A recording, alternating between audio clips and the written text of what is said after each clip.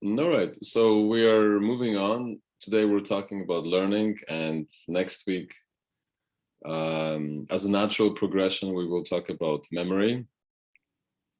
And then after memory, you will do your next assignment or quiz, as you have done with the previous ones. So that will be your quiz number 3, and it will be structured in the same manner as the previous quizzes.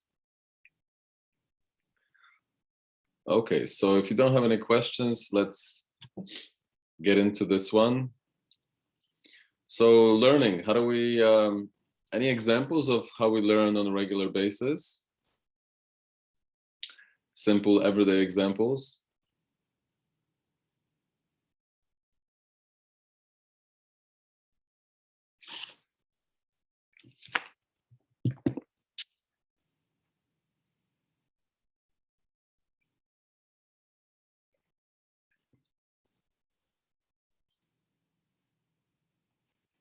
So I imagine all of you have cell phones, and when you hear your cell phone go off, or you hear a ping or any sound, then what do you anticipate? What do you learn from a sound like that?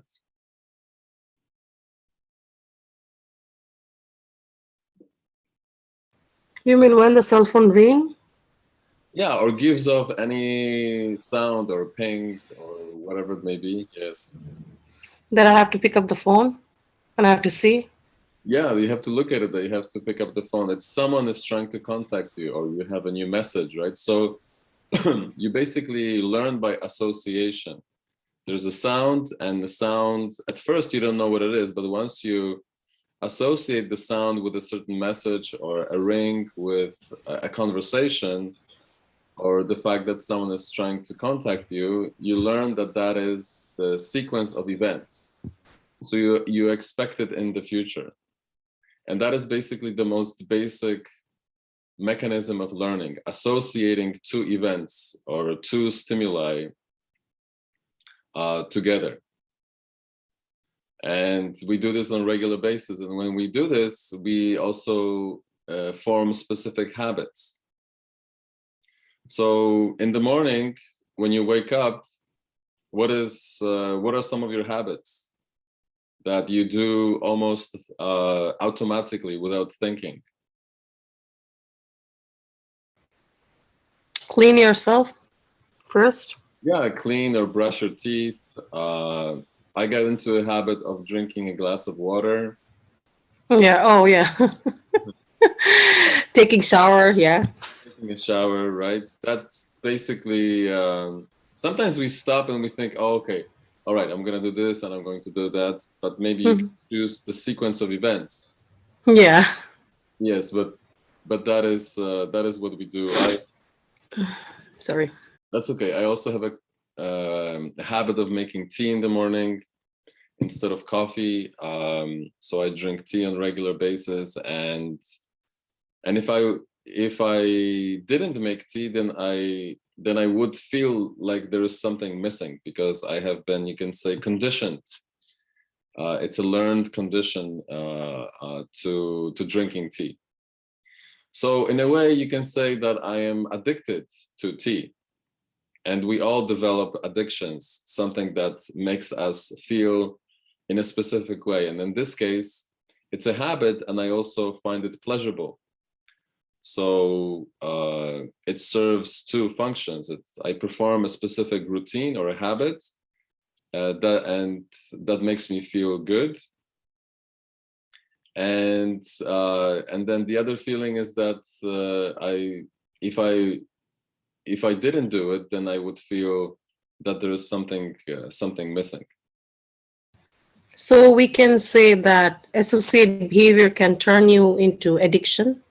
Yes. So for example, people who, let's say, eat, let's say people who eat after dinner, they eat something sweet. That becomes an addiction. And we all have addictions life is filled with specific addictions. Not all addictions are negative. It's not all about, let's say, alcohol use or drug use or gambling. There could be positive and negative addictions, and we all have them. So drinking tea, you could say, it's a habit of mine in the morning, but it's also a form of addiction, because if I don't drink tea, I feel like there's something missing. There might be even a sense of displeasure because I didn't have tea. And it's the same thing for people who drink coffee in the morning, or when you have sweet snacks after dinner, or when you sit down on a couch and you watch TV or you watch shows and you have something sweet at the same time, or you have something to drink, or we associate meeting up with people and drinking or eating specific things.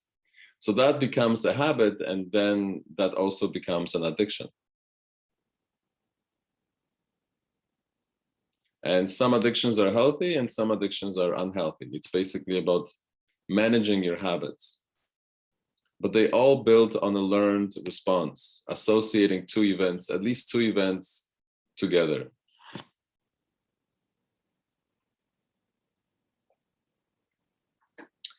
So kids learn this, children, infants really learn this very early.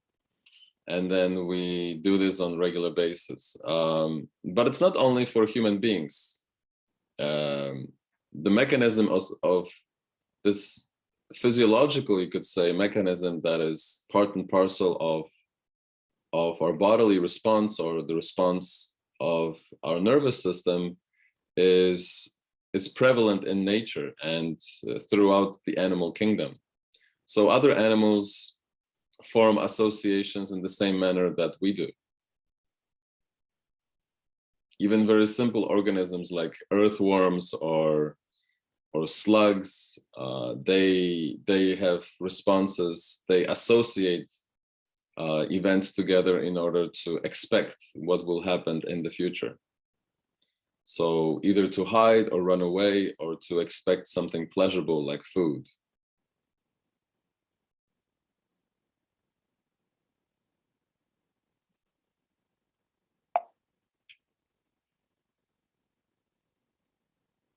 So how do we learn? So we will learn about, today we will go over classical conditioning, then operant conditioning, how cognition is involved in learning, and learning by observation.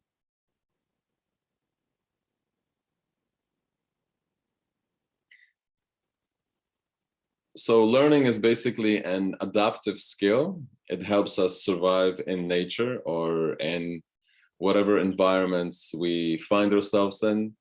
So, a simple example, another example that is, because we have provided many already. But if you walk out into the streets and you see lights, green, red, yellow, go, stop, on the street, then you know how to behave. You know how to behave because you associate, let's say, a green light with go, that is move, you can walk or drive, and red light with stop. And this association comes from experience. Most likely, the experiences prior were either positive or negative, or we have been taught by our parents how to act. Let's say if a person is walking down the street and they are listening to music on their headphones, and they, unconsciously walk onto a crosswalk, and when the light is red for them, however, it's green for cars, let's say turning left or right, pedestrians will be honked at, will be informed that what they're doing is wrong. Or vice versa, when pedestrians get mad at drivers who don't obey traffic laws, then pedestrians get mad and inform drivers that perhaps what they're doing is wrong or against the law or is quite dangerous. So that is also associating two events, specific traffic lights with specific actions. and also with specific expectations. So when we see red, we expect to stop, and we expect other people or drivers to stop. That is, abide by traffic laws. And when we see other colors like green or yellow, then we expect to stop or go. Okay, so this is yet another example, or more examples, of how learning forms through associating specific stimuli or information together, that they go hand in hand.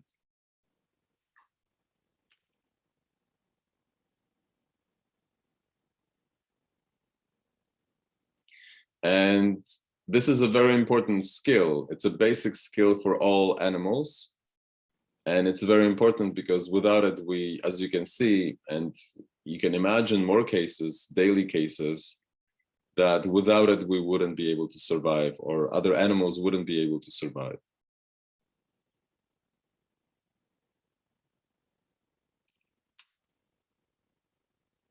So we learn by association, and we also learn through cognitive learning, where we association, I just gave you a few examples, and you have also provided some examples.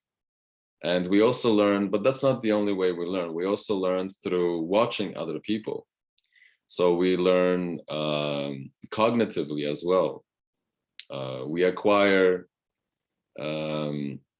mental information about relationships between events through observing, watching others, or through language.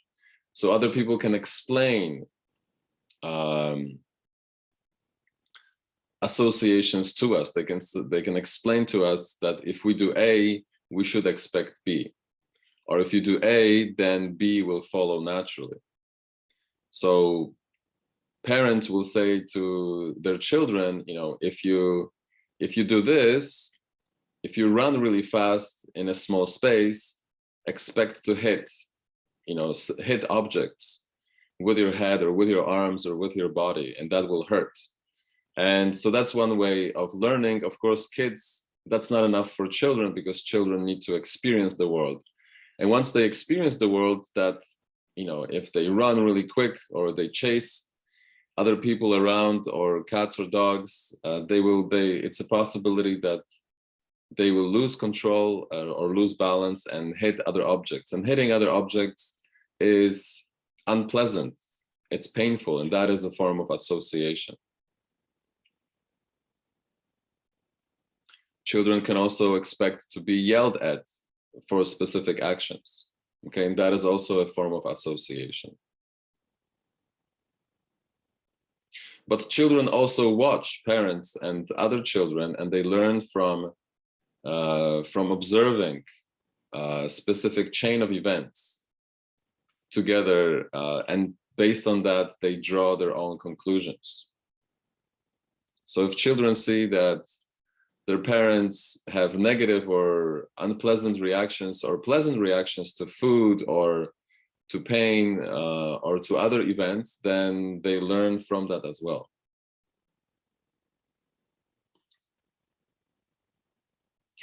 So as we move forward in today's lecture, I will explain these associative learning and cognitive learning in more detail and give you more examples. But of course, jump in with any questions as we move along.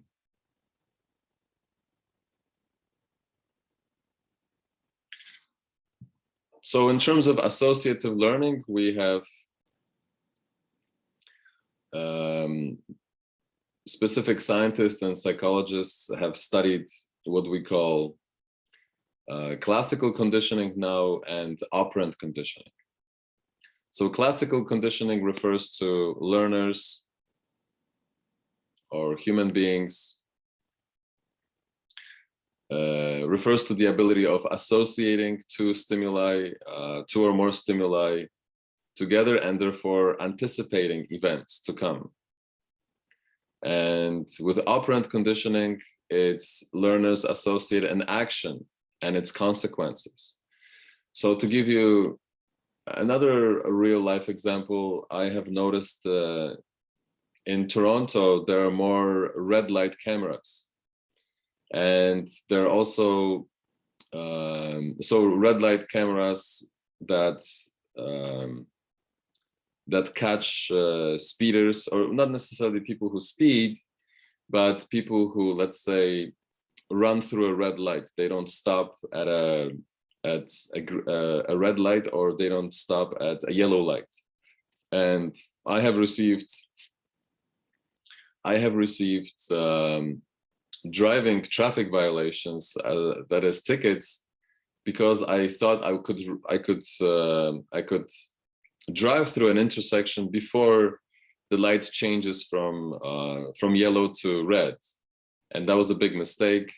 And I drove through the intersection on a red light, and then 2 or 3 weeks I get a ticket in the mail.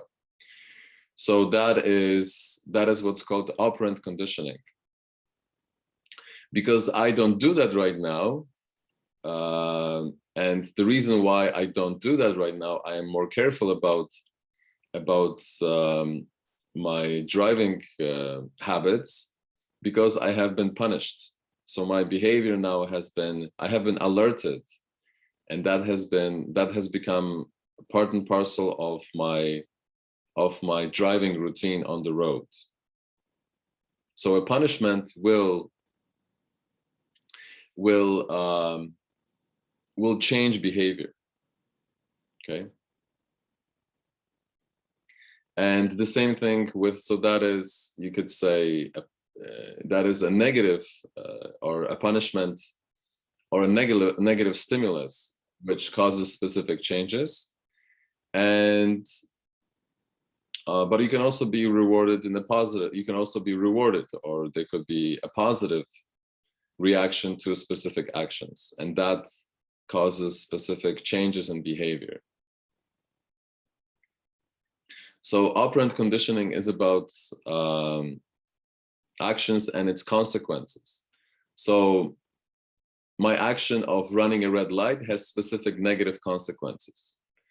And it's the same thing with, I've noticed also, because of driving, there are a lot more spots in Toronto where, especially in school zones, where the speed limit is 40 kilometers an hour.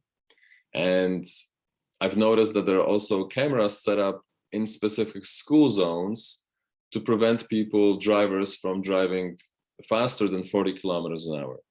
So if you drive anywhere from 50 and up kilometers an hour in specific school zones, you will also get a ticket in the mail. So I've gotten also a couple of tickets like that, just driving 51 kilometers an hour, because I didn't see the signs, the information signs, because sometimes they're hard to see. And I've gotten tickets in such situations, because I was driving a little bit faster than 10 kilometers more than the speed limit. So if you drive, I guess 43 or 44 kilometers an hour, then you don't get a traffic ticket or speeding ticket. But if you drive more than 10 kilometers an hour, then you get a ticket. And I have also received a couple of tickets like that. So that is an action I performed, and that action had a negative consequence. So now I am quite aware of traffic signs, even though they might be difficult to see sometimes. And because of that, because of my negative experiences, because I had to pay money for my traffic violations, I have changed my behavior. Okay, because of specific consequences. So that is what's called operant conditioning. Classical conditioning is about associating events as well, and therefore expecting specific events in the future. But operant conditioning is about changing one's behavior based on specific consequences.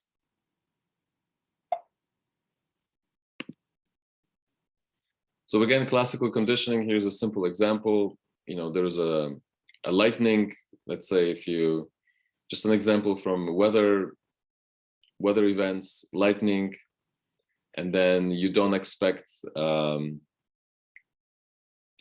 sound, let's say thunder, that's associated with lightning. You have a startled or wincing reaction. So you learn based on the negative reaction. You associate the two events, lightning and a thunder. And then in the future, you can expect that when there is lightning, there is thunder, and you can act or prepare accordingly. Therefore, you may not be as startled, or your wincing reaction might not be as strong.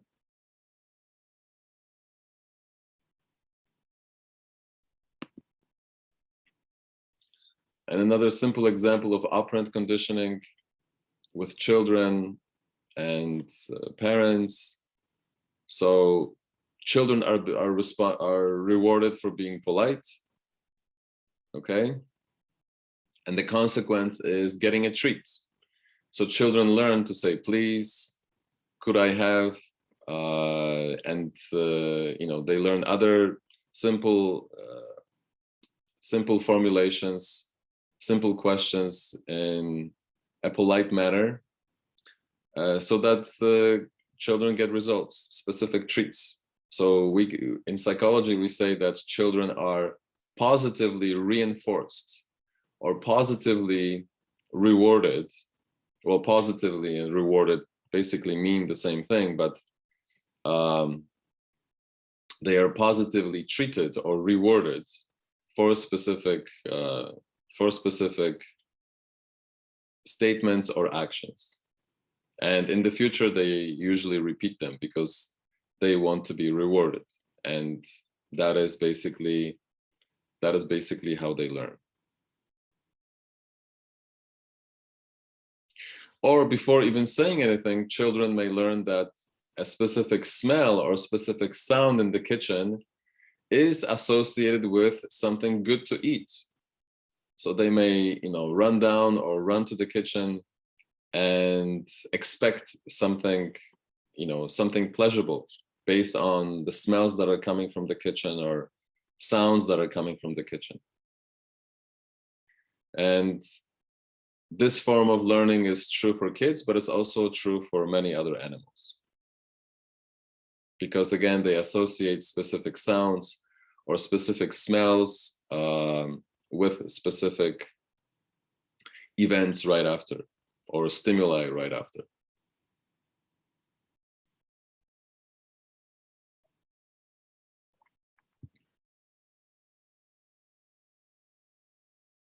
And such associations become so ingrained in our minds, and you can say nervous systems and our bodies, that we react automatically without thinking.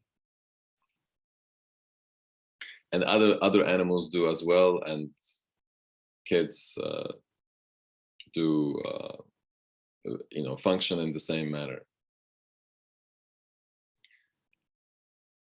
Are there any questions here so far after the examples I have given you, and now that we have started also talking about classical and operant conditioning?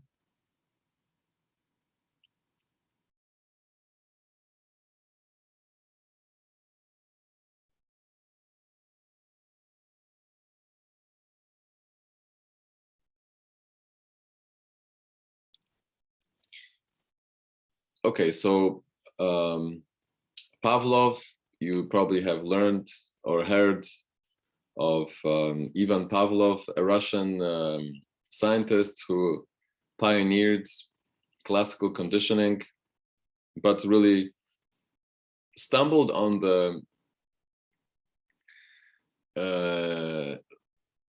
now ubiquitous learning mechanism in all living creatures, by an accident, he was really interested in measuring the amount of saliva produced by his dogs.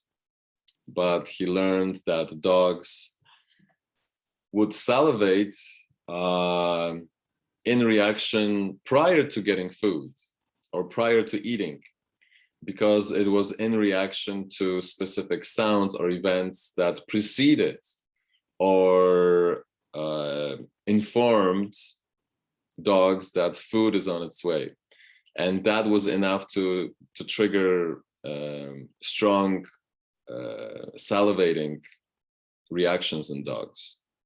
And Pavlov, this was quite peculiar for Pavlov, and he, based on that, he formulated the mechanisms and the mechanisms of classical conditioning.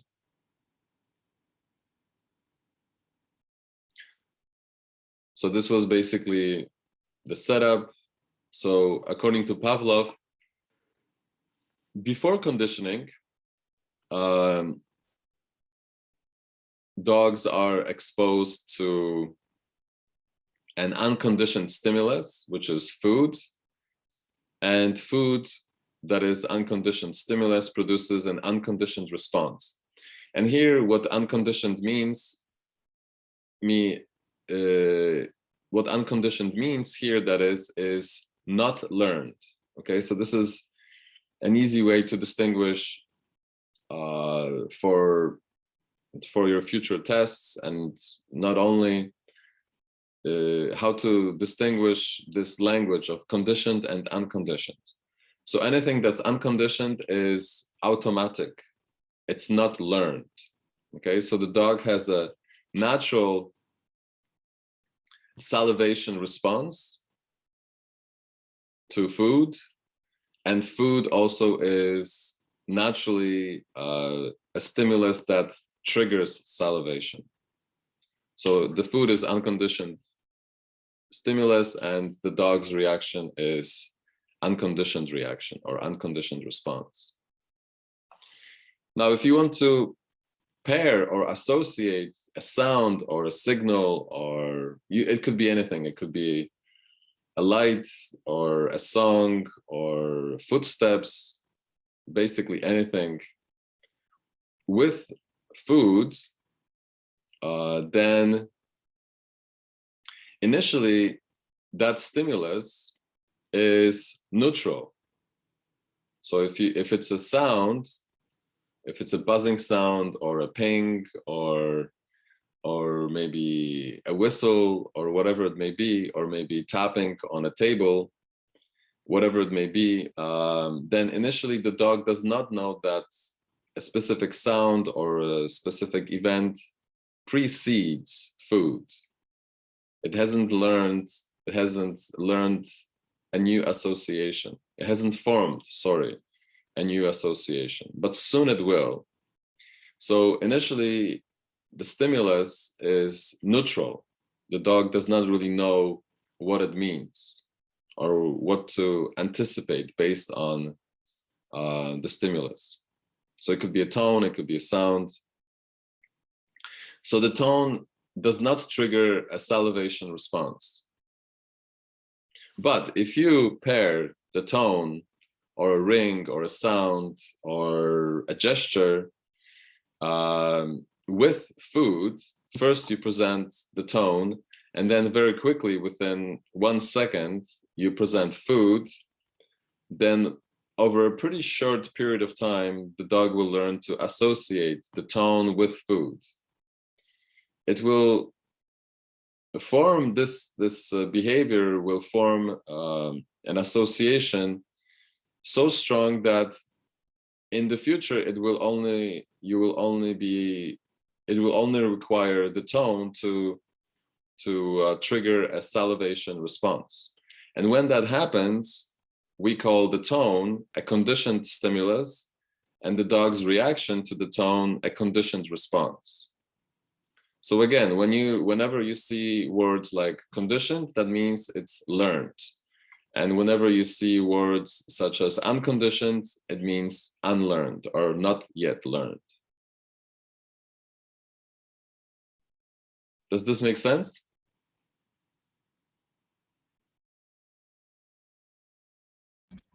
Yes, sir. Okay. Have you ever experimented with your dogs or your cats with this manner, trying to condition them to specific stimuli? My dog always, just salivating all as always. So I think I don't need to experience such thing. Mm-hmm. Yeah, it knows your behavior. It knows what's coming up, right? It has learned very quickly that specific Oh, behaviors, specific stimuli will mean food, or it will mean we're so going if for I a walk. say go outside for work, then it just came in and be ready to be on work. I think yes. So Yeah, dogs know. They watch their owners or their loved ones keenly for specific events, so they anticipate very quickly, and that's it. And this works. You can really use any stimuli. It doesn't have to be a tone. It can be, it can be any bodily gesture. It can be a whole song. It can be even a flashlight. Um, really anything. But as long as it is paired with food or some sort of reward, and the important thing here is that it has to be paired in a specific manner. The tone or the stimulus that you want to be conditioned in order to create a conditioned response must come before a pleasurable, it must come before an unconditioned response. Because if the tone is presented after, unconditioned stimulus, because if you present the tone after the unconditioned stimulus like food, then the dog will not create an association, because it ignores the tone, because it's preoccupied with eating. But if you do it the other way around, you present the tone first and then very quickly present food, then it will engage in this association fairly quickly. But if you do it the other way around, you present the tone after unconditioned stimulus, such as food, then the dog will not learn. And Pavlov created many experiments, and he has outlined this association or lack of association in detail. So we know that this works. And you can also experiment with other animals or with other people. You can condition other people to specific associations.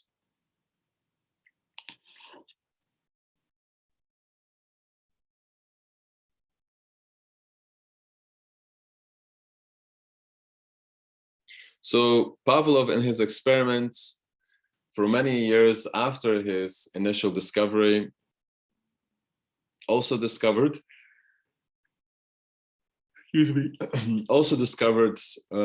phenomena related to learning, such as acquisition, extinction, spontaneous recovery, generalization, and discrimination. So acquisition is basically the formation of association or learning. An animal or a human being, well, human beings are also animals, certain type of animals engage in learning, and that is basically called acquisition.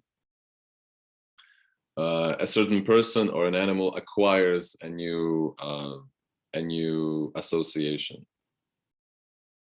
Extinction is when an animal or a person, when the association is broken. So an animal learns to excuse me, to do the opposite, de-associate, break the association. And that is when the learning process or learned reaction is extinct, or it's no longer visible, or no longer yes, it's no longer part of the learning process.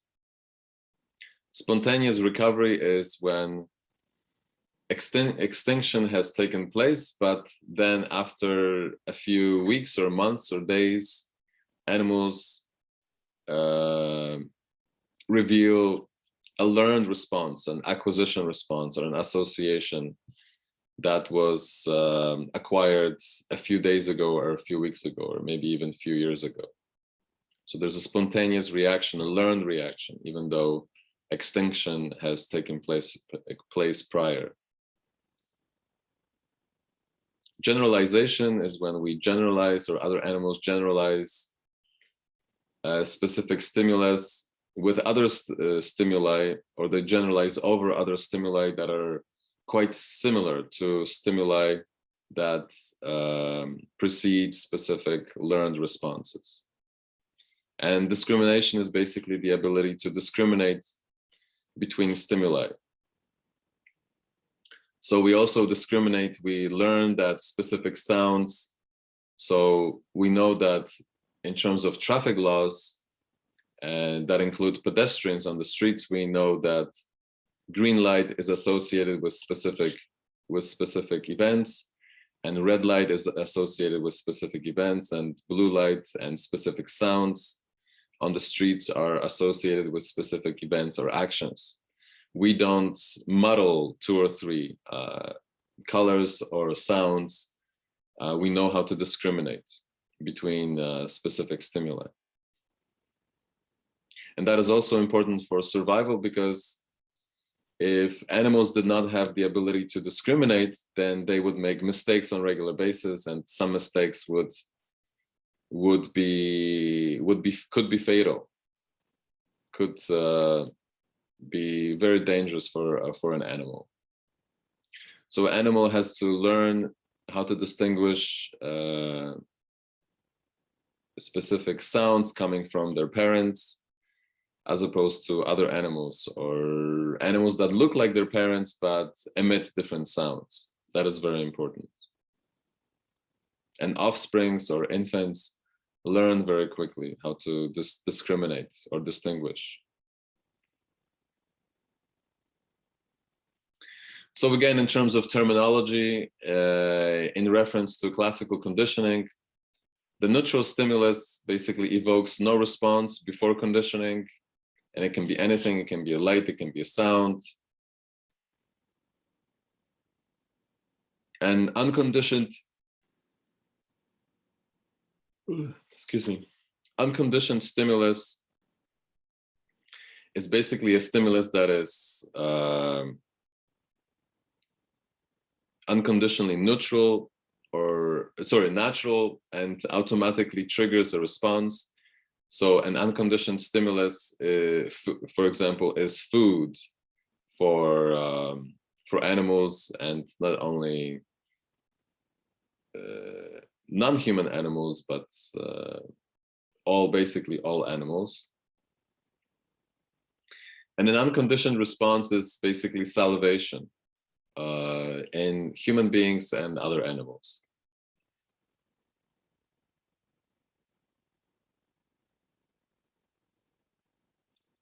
So again, whenever you see unconditioned, that means unlearned.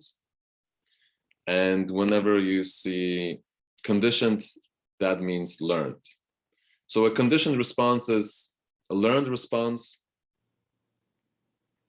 to a previously neutral but not conditioned stimulus. Okay, so again, like a sound or a tone that in our case here, based on Pavlov's experiments, a dog did not know how to react to, or did not have a learned response.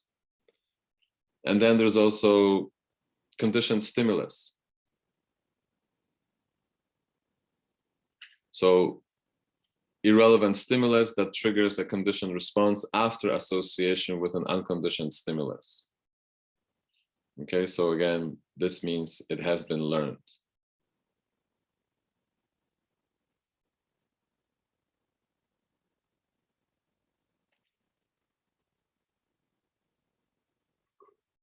Excuse me. I'm going to check the time.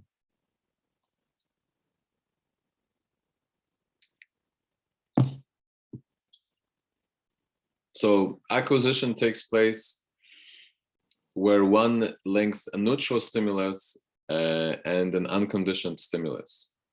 So a neutral stimulus begins triggering the conditioned response. So a tone or a flash of light, or some sort of visual stimuli, or I don't know, musical stimuli for dogs, as in with Pavlov's experiments with dogs, but it works in the same manner with kids or adults. So again, it could be objects, sights, smells associated with sexual pleasure becomes a conditioned stimuli for human arousal, for example. And this relates to, it relates to touch, it relates to kissing, it relates to hugging, cuddling, and whatever actions, whatever stimuli are associated with human sexuality. But this is not only related to sexuality, but also many other behaviors. But here the book uses sexuality because it's just an example that goes through the same process of association or acquisition.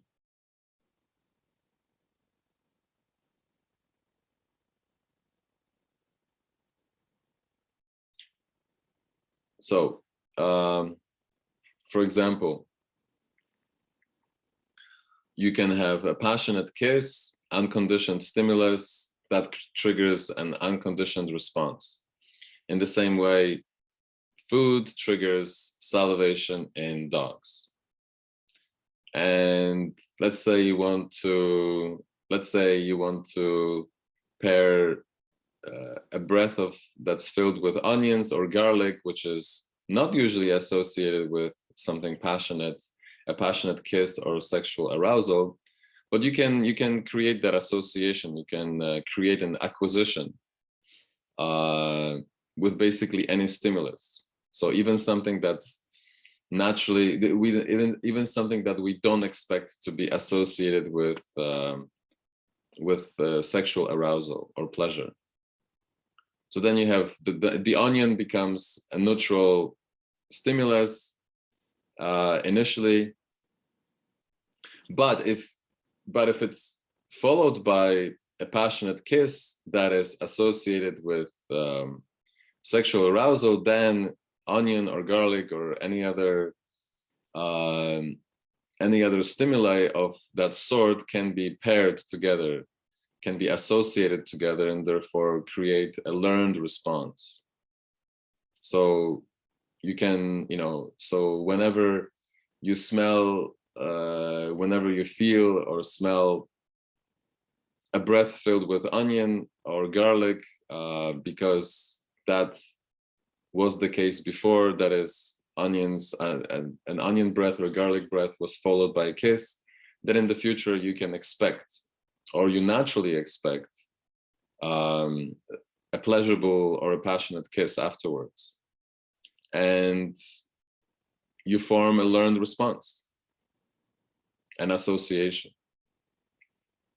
So basically you can classically condition human beings to have conditioned responses to stimuli that initially or before were not associated with pleasurable events, in this case kissing or any other sexual activity.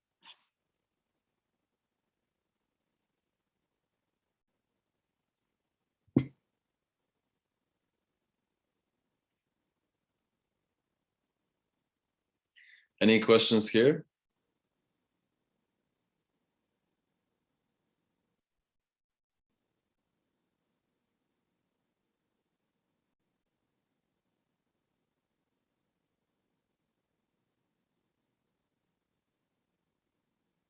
It's a bit a silly question, but can it be changed, such as if non-CR then non-CS, more than tolerance, I guess? Modus tollens. Yeah, is it possible in this case? Okay, so do you have a scenario in your mind? If sexual if the case is not sexual arousal, then it is not passionate kiss. Yeah, if it all depends on what naturally comes to human beings, right? If kisses are naturally Oh, it was a silly question. Okay, I okay, realize. no, it's okay. If kisses are naturally associated or physiologically associated with sexual response, then that can be used. But you can use that as a condition, as a learned condition for either positive responses or negative responses.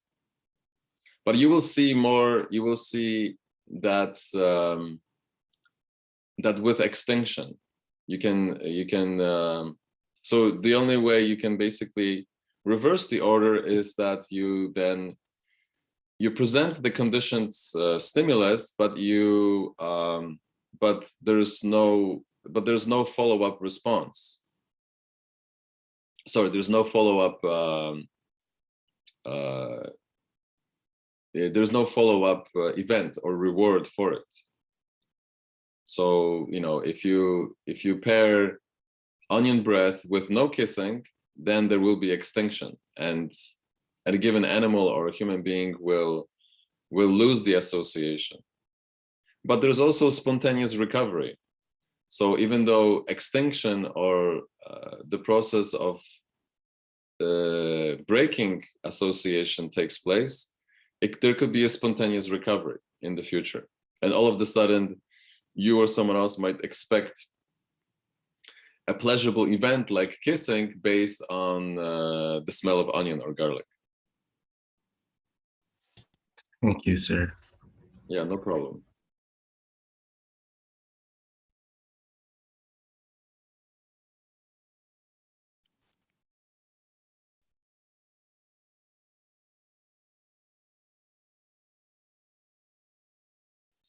So here, so this is what extinction, again, is weakening of conditioned response when an unconditioned stimulus does not follow a conditioned stimulus.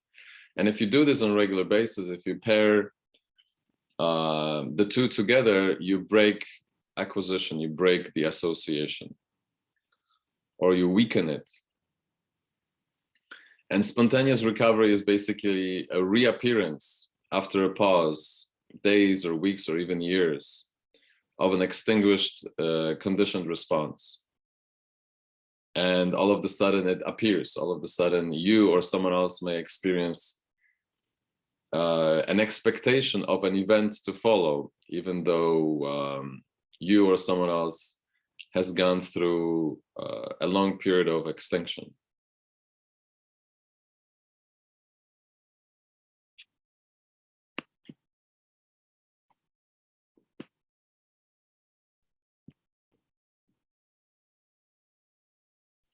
So you can plot, Pavlov plotted a lot of these phenomena and tested them again and again and again.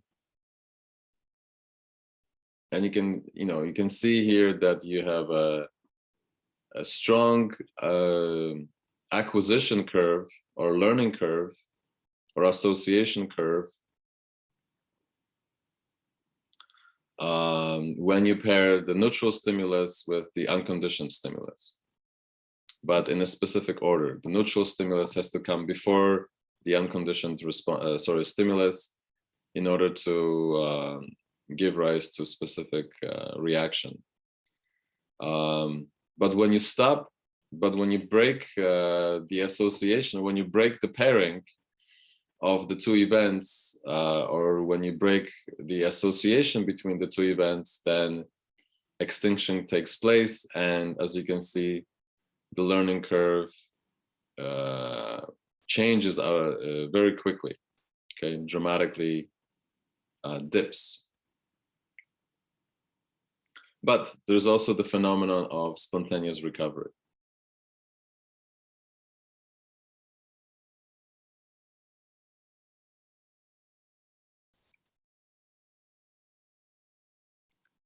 I just want to move this. Yeah. Okay, so are there any questions here? Or maybe examples from everyday life where this takes place?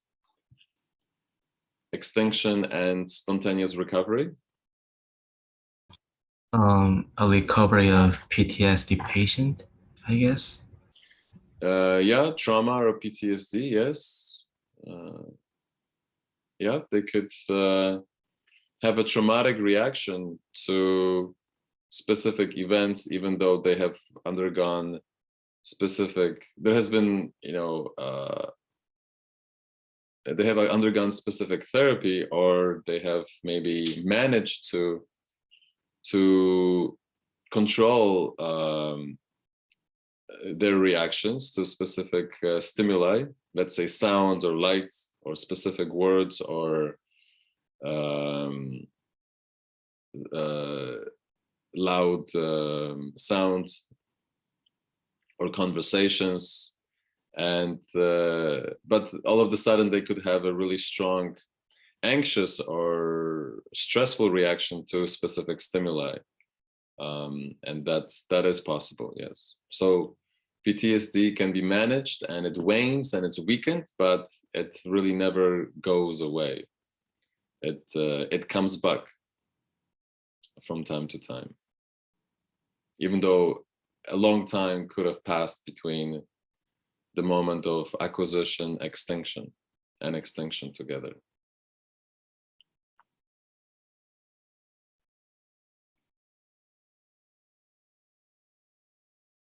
Any other examples?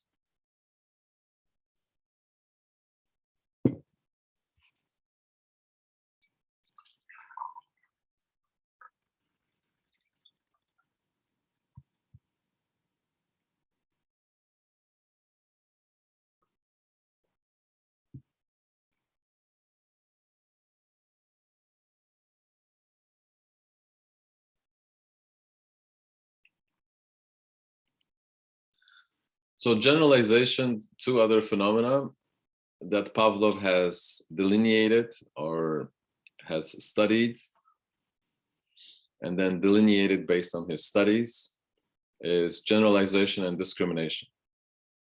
So generalization refers to stimulus generalization, when we generalize the conditioned stimulus over other stimuli that are similar. So the tendency to respond similarly to stimuli that resemble the conditioned stimulus after conditioning, including generalized fear response. So if someone has a fear response to specific stimuli, whatever stimuli are similar to the ones that have been conditioned, the response will be similar, or the response will follow. And discrimination is basically the learned ability to distinguish between a conditioned stimulus and other irrelevant stimuli.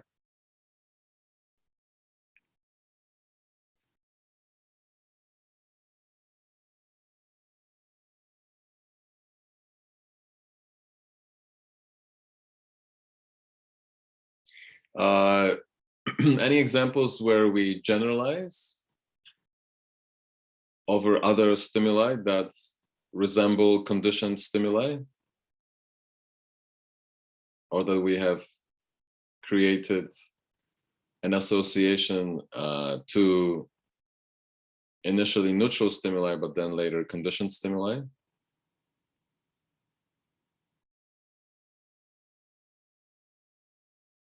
So what events or what stimuli in everyday life trigger the same expectations or responses in you, even though they might not be identical to initially conditioned stimuli?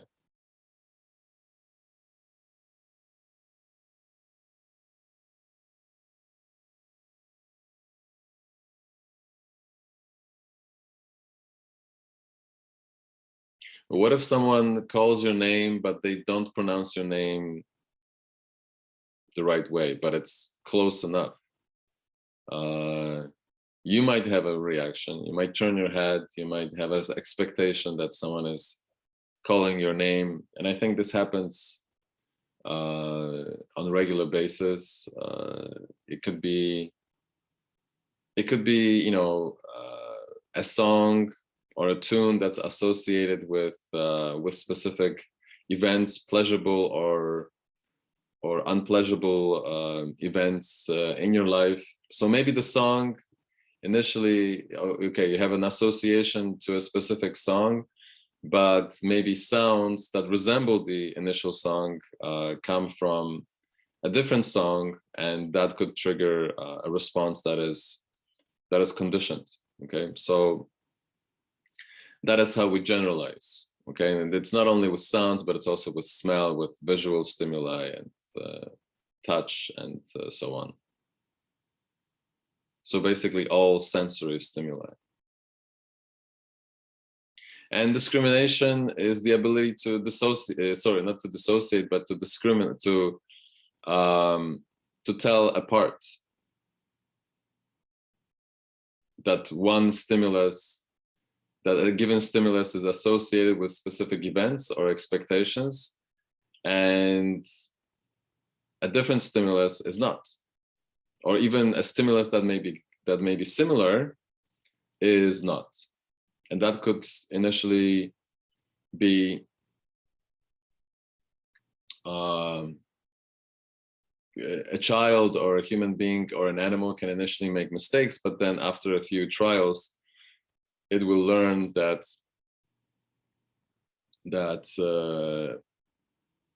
it will acquire the ability to discriminate. Basically, it will acquire the ability to differentiate one stimulus from another.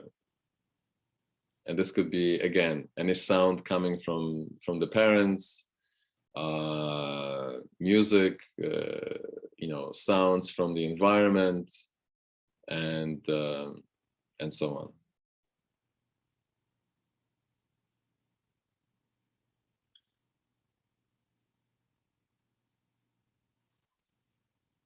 Okay.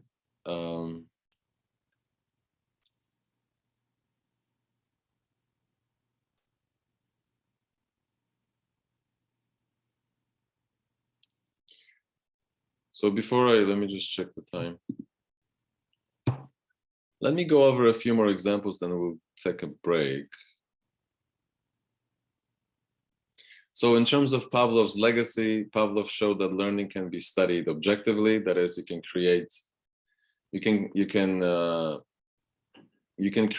set up a method, a scientific method, where you can study and measure behavior or specific physiological responses to specific stimuli, or specific behaviors to specific stimuli objectively, without asking the subject or without measuring what happens in consciousness. And now most psychologists, and basically any book that you pick up as an introduction to psychology, will explain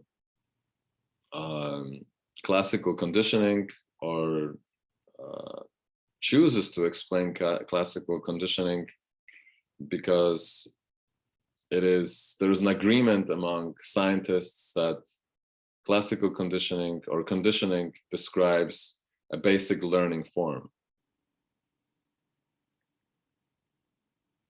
And then we also have learned, thanks to Pavlov, that this is not only true for human beings, but this is basically true for all animals.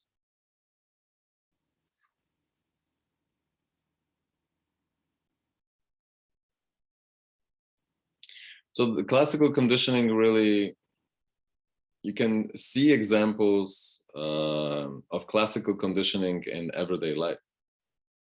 And this relates to, you know, food cravings or medical treatments, drug cravings, understanding human reactions, human emotions. And I've already given you quite a few examples, and more of these examples are described in the book. But you can definitely see that, you know, for instance, food cravings, if you get into the habit of associating, let's say, sitting on the couch and eating, then that will become a habit. If you associate getting together with a group of friends and drinking or doing drugs, then that will become a habit. Okay, later on, you won't be even thinking about it. You will be just expecting specific responses. And this basically, you know, this is true for many events or many associations that we form on daily basis. So if you want to break a habit, or basically break a learned response or a conditioned response, then you have to decouple or break the association. So if you want to, let's say, stop smoking or stop drinking or stop doing specific drugs, and the drugs or the drinking or the smoking is associated with specific events or people, then you have to stop meeting people who are associated with specific events. So if people who want to, let's say, stop smoking, they need to break the association with the association between smoking and meeting specific people or going on cigarettes breaks. If people who are work together go on cigarette breaks together, then if you want to quit smoking or someone wants to quit smoking, the number one thing is to break that habit. That is, you no longer meet with people, specific people for breaks, because you want to break the association, the conditioned response.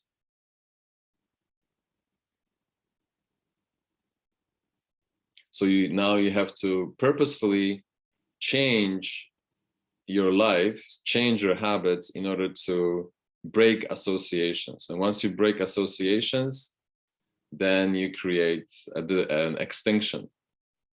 And even though there could be a spontaneous recovery in the future, you can expect it. Breaking associations can be quite, they can be quite functional or successful in the future. So if you want to stop eating specific foods, or if you want to, again, stop smoking or doing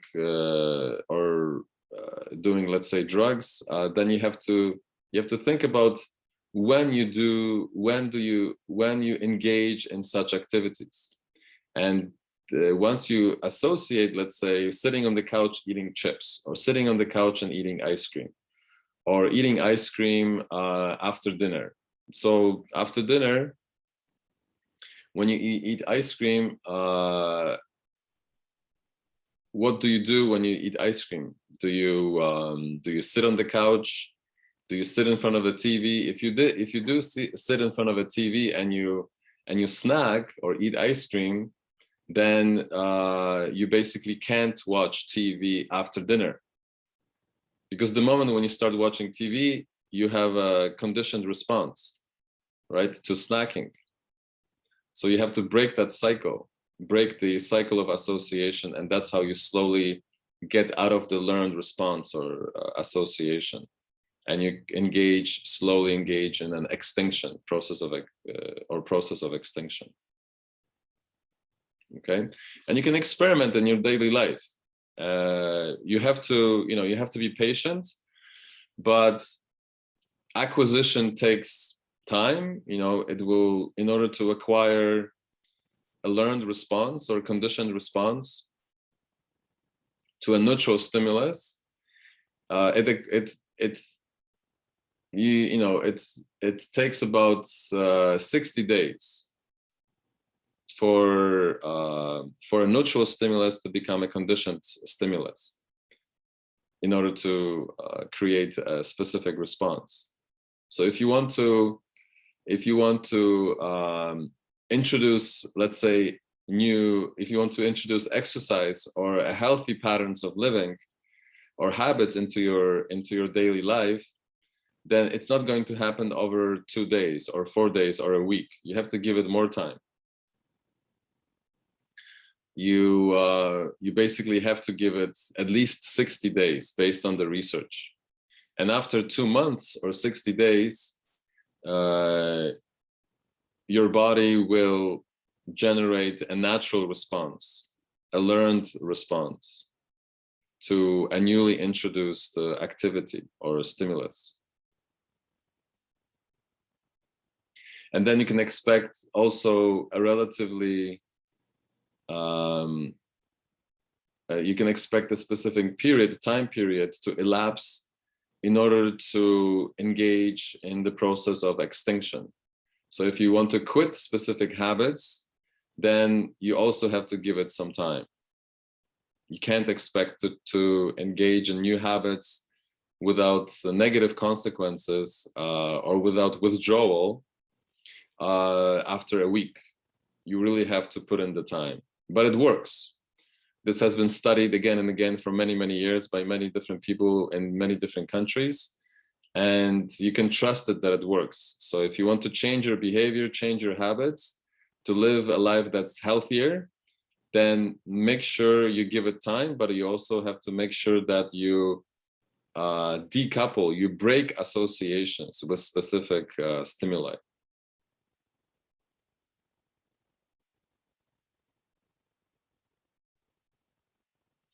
Okay, before I go on a break, any questions here?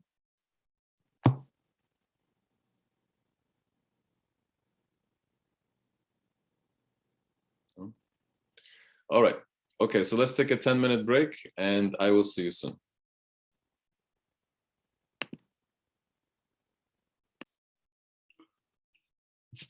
Okay, everyone, I'm back. Let's continue with learning.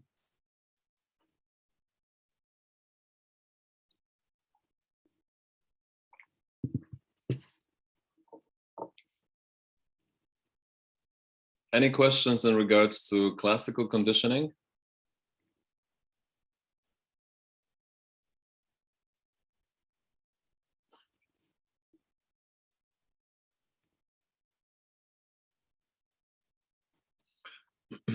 Okay, let's move on to operant conditioning. And here the main advocate and pioneer is B.F. Skinner. B.F. Skinner wanted to be a novelist, a writer, but then he became a psychologist. An interesting change of events, but he was really good at it, and we have learned quite a bit from his experiments. So let's consider some examples. So again, excuse me, the main difference between classical conditioning and operant conditioning is that in classical conditioning, association is between events, associations between events are not controlled by the learner, by the learner's behavior. And it involves what's called respondent behavior. So there are specific expectations that are triggered in us, and specific habits or physiological reactions. But in operant conditioning, actions followed by rewarding event increases. Okay, so those followed by a punishing event decrease, basically. So with operant conditioning, subjects or animals or human beings engage in specific behaviors due to either being rewarded or punished. And in classical conditioning, organisms experience specific reactions in them due to specific stimuli.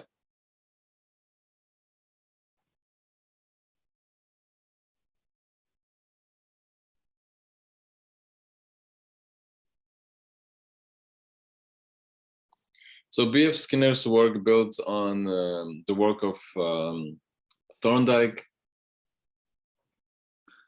and Thorndike described what he called law of effect.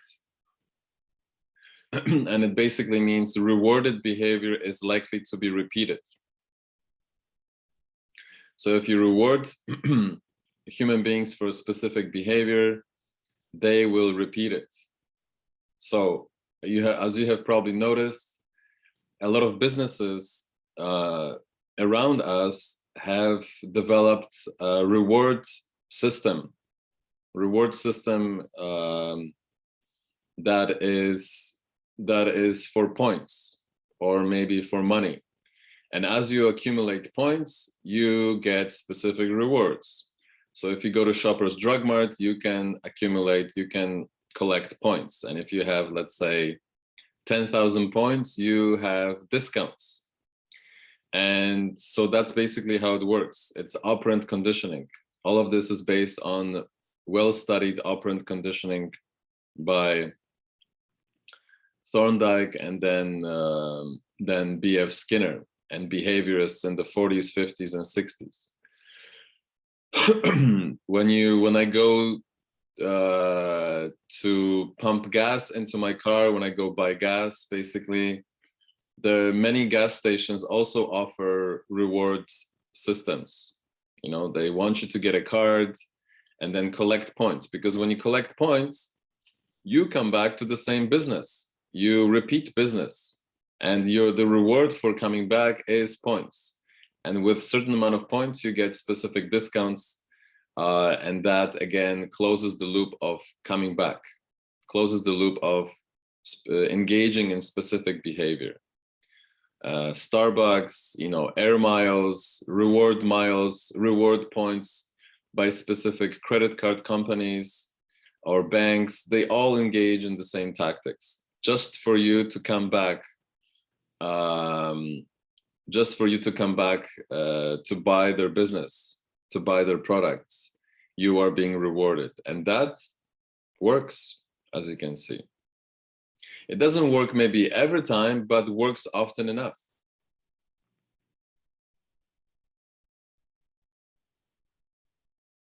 And when that happens, you also acquire a habit, and you no longer think to go to perhaps, or you no longer think consciously to buy products from different companies or different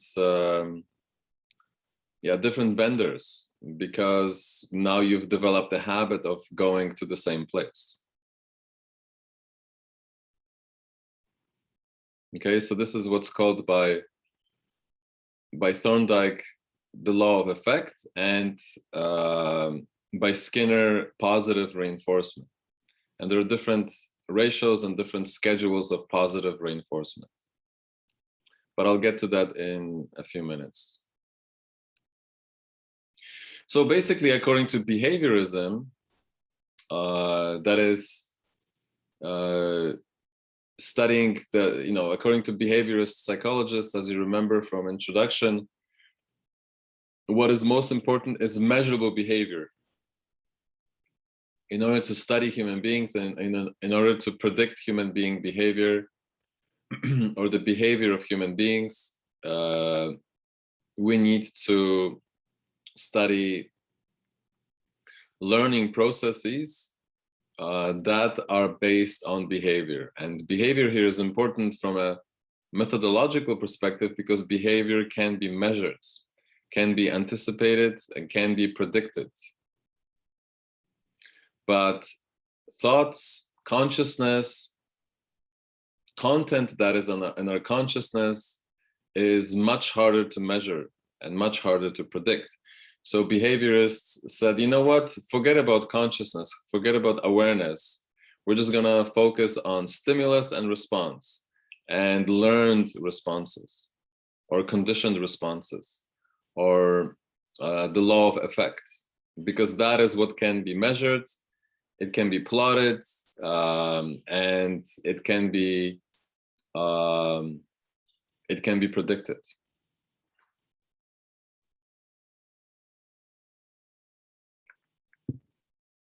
B.F. Skinner went as far as to say that human thoughts and emotional reactions are basically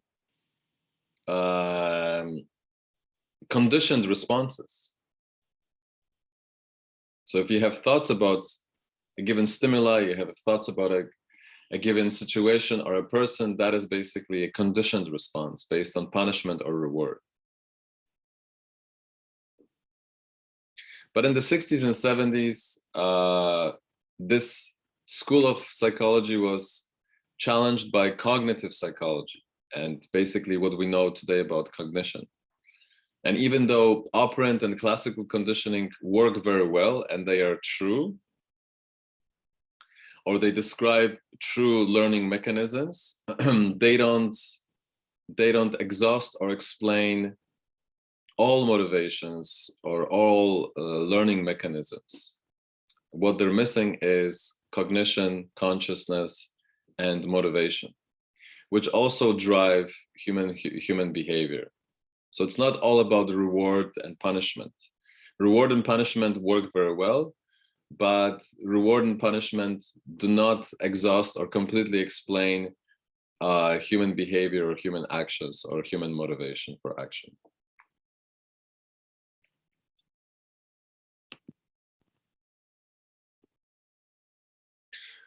So the setup for B.F. Skinner was pretty simple.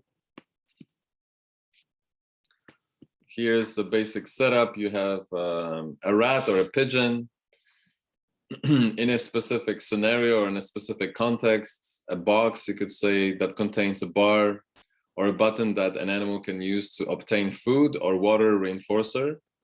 Reinforcer here means reward. Attached devices record the animal's rate of pressing or pecking. So for rats, pressing to obtain, let's say, the reward, cheese or something else.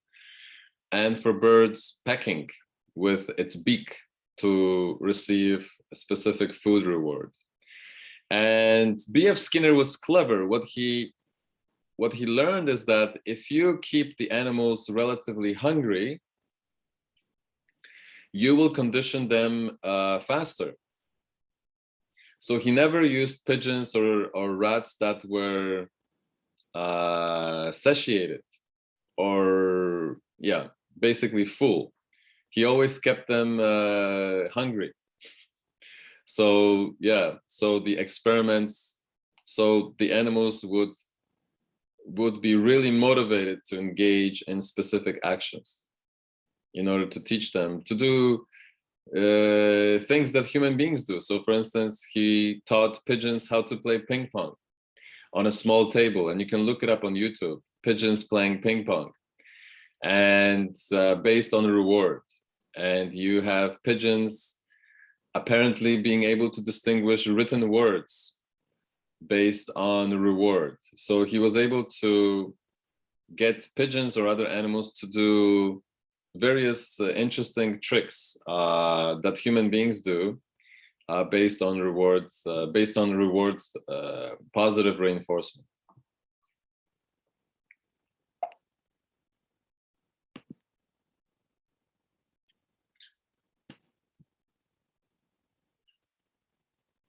So the first, not the first, but just like Pavlov, Skinner introduced specific terminology to describe the learning process. So shaping is the first one, and it's a procedure in which reinforcers guide actions closer and closer toward the desired behavior. So if you want an animal to engage in specific behaviors, let's say you want a pigeon to turn in a circle in a clockwise fashion or counterclockwise fashion. So how do you do that? How do you teach your animal to pee in a specific place? How do you teach your animal to do specific tricks? You reward them for specific actions, but you don't reward them for actions that are not desired or not desirable, right? So if you want a pigeon to turn clockwise, then you only reward actions in small bits that are stepping stones to achieve the desired result. So if you want the pigeon to turn right and right and right and right all the way around, then whenever the pigeon turns in a box right, you give it a reward. And whenever it turns left, you don't give it a reward. Whenever it turns, moves forward or backwards, you don't give it a reward. Only when it turns right. And then once the pigeon learns that turning right is reinforced with food, then it repeats the behavior. And then whenever the behavior becomes more and more pronounced, you reward it again until the pigeon turns fully around, let's say clockwise or counterclockwise. Then you basically reward it again. So you can get a pigeon to spin in circles, left or right, in order to get a reward. Or you can get pigeons or rats to press a button or a lever many times in a row in order to get a reward. So this is really no different from many actions or behaviors that we engage on a regular basis. This is how gambling, this is how casinos work. Why do people go to casinos and they, play the one-handed bandit, or they play other games? Because they know they're going to be rewarded, right? This shapes human behavior. They don't have to be rewarded every time, but they can be rewarded spontaneously, once in a while. But that is good enough to create a conditioned response, an operant conditioned response. Can I ask you a question about this specific example, Professor? Sure, yeah. Let me say, when a person do some slot machine in casino, he can be rewarded when he did that for the first time, frequently or according to the high possibility, I guess. However, yeah, high frequency or lower frequency, yes, yeah. Yeah, but after a few times, the possibility of he can get money will be decreased, and the spontaneous recovery of CR could be happen. But even though why some people are keep paying, or why do some people keep doing such machine thing? Because they know sooner or later they will be rewarded. So here's a good lesson. You don't need to reward people on according to a fixed ratio or fixed frequency of time, duration of time, or interval of time. So you can reward a person or a subject the first time and then wait until the 10th time or 20th time. So you can create ratios every 10 times or 20 times or every hour or every week. So you can compare human work. Human beings are in Canada on average rewarded every 2 weeks with money for work, right? They don't need to be rewarded every day, but you can get people accustomed or used to a specific ratio or a specific interval of reward. But the example of gambling is actually very strong, very good, because it shows a very strong response to an interval or ratio that is irregular. And the irregular interval of reward works very well, and it solidifies a very strong learning response.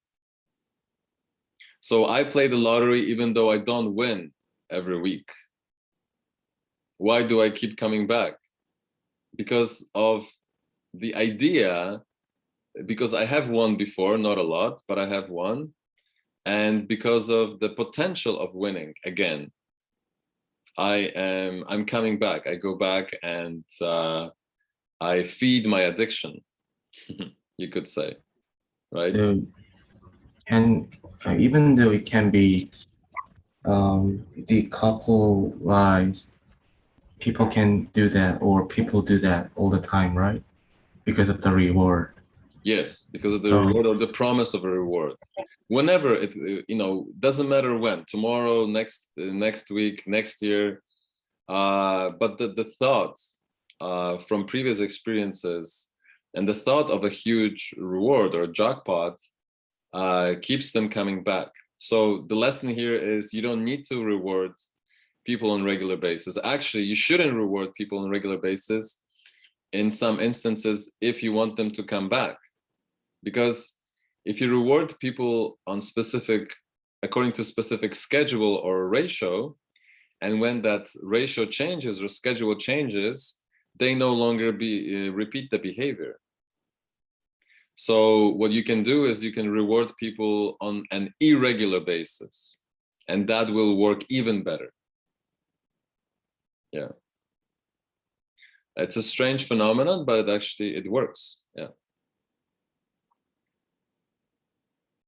And it works very well in casinos. Yeah. So shaping is also a way of showing how non-verbal organisms perceive, engage with its environments based on specific reinforcements, positive or negative.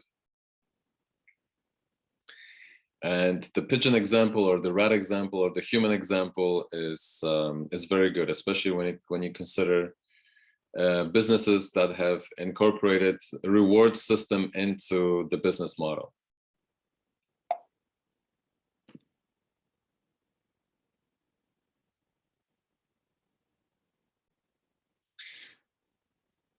So operant conditioning can be either engage in positive reinforcement or negative reinforcement. So positive reinforcement is adding a desirable stimulus. So let's say here an example, pet, a dog that comes when you call it, pay someone for work done, okay? So that is a positive reinforcement or desirable stimulus. And negative reinforcement is the removal of an aversive stimulus, something that you don't want. Okay, so I gave you the example of getting speeding tickets, traffic tickets. So now, in order to avoid the negative consequences and in order to avoid punishment, I have changed my behavior. So that is an example of negative reinforcement. So you take painkillers to end pain, you hit the snooze button on your phone or your clock in order to stop the aversive sound, and you fasten seatbelts to end loud beeping in a car. Okay, so that is basically negative reinforcement.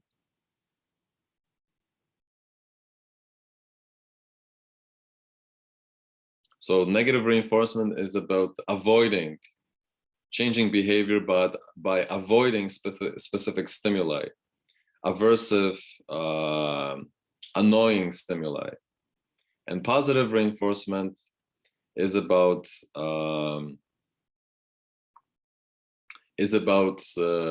positive, pleasurable rewards.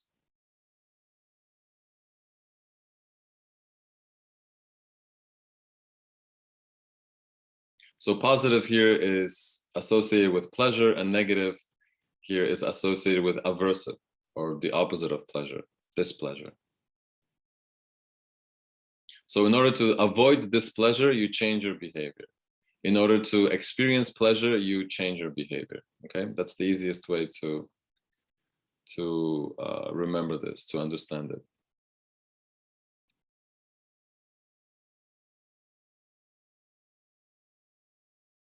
So it's important to remember that negative reinforcement is not punishment.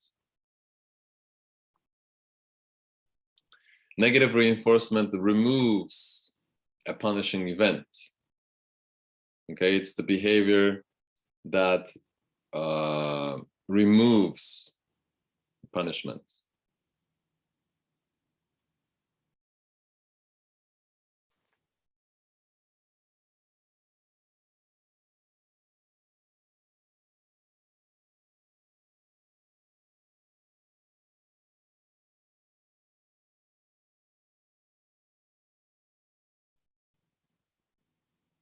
And there are different types of reinforcers according to Skinner.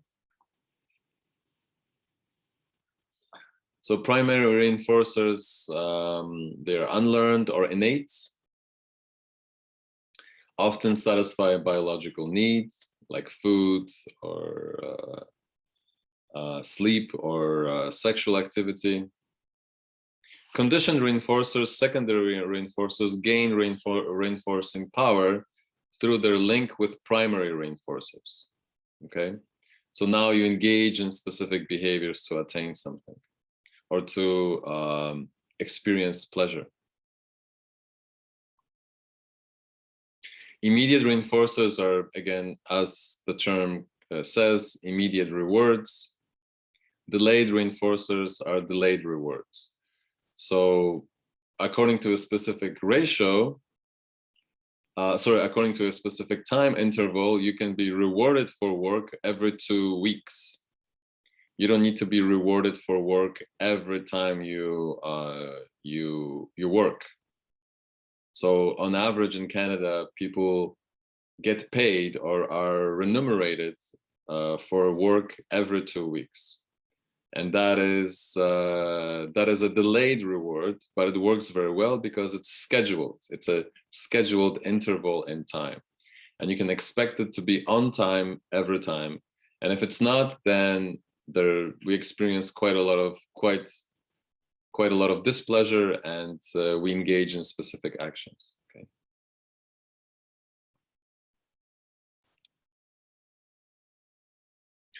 So I've been using this language of schedules or ratios or intervals, and they're basically patterns that define how often a desired response will be reinforced. So with continuous reinforcement, when you reward, let's say, animals or human beings for specific actions, learning occurs rapidly and causes rapid extinction. So what does that mean? Learning occurs rapidly and causes with rapid extinction. Can you think of examples?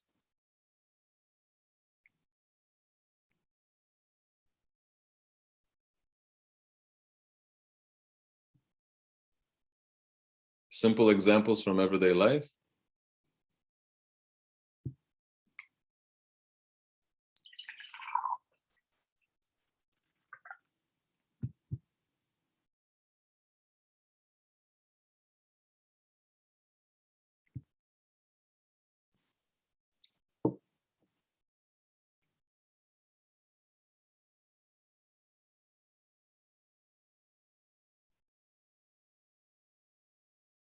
Well, let's say you were eating food, but the food that you're eating does not satiate you, or does not give you pleasure, or does not make hunger go away.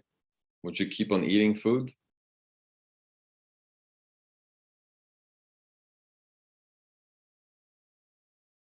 Let's say you started exercising, but the exercises did not give you any rewards. You would not see any improvement. Would you keep exercising? Clearly, no. Yeah. Yeah, you wouldn't, right? So that's basically it. So learning occurs rapidly. So the learning curve goes up really quickly when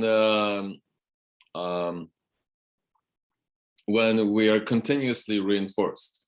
Okay, but also there's the opposite takes place. There's rapid extinction when reinforcers stop.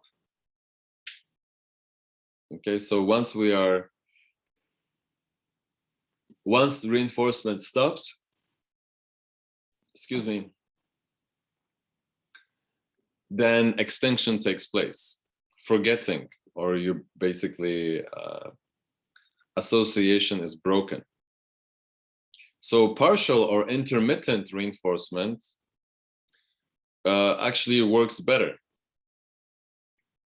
Results in slower acquisition. You don't learn at the beginning as quickly. Maybe it's a slower, it's a moderate graph of learning. It's not as steep, okay? It's a little bit flatter, but because of it, it wanes more slowly, okay? And that is less drastically because there's a greater resistance to extinction.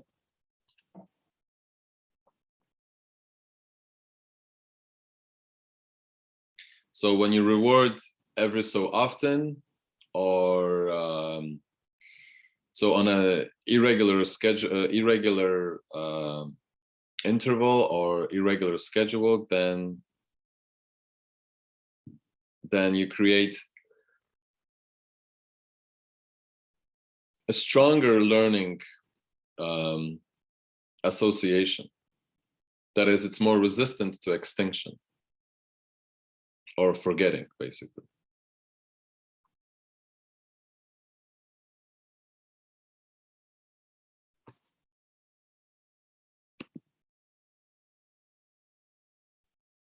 So here's again, the vocabulary that I have been using, such as fixed or variable. So ratio can be fixed. So you can reward every time, or every 10th time, or 20th time, or 50th time. So reinforcements after every behavior, such as buy 10 coffees, get one free, or pay workers per product until produced, okay? So that is a fixed ratio. A fixed variable is after an unpredictable number. So reinforcement after a random number of behaviors, as when playing slot machines or flying fishing. Sorry, or fly fishing. When you go fly fishing, the variable changes of reward. Okay, you don't know when you're going to catch a fish. You don't know when you're going to be rewarded, but you know that the reward could be at any moment. And then the thought of the fact that the rewards, the possibility that a reward could take place at any moment, strengthens the learning process. It could be this time, or next time, or the time after.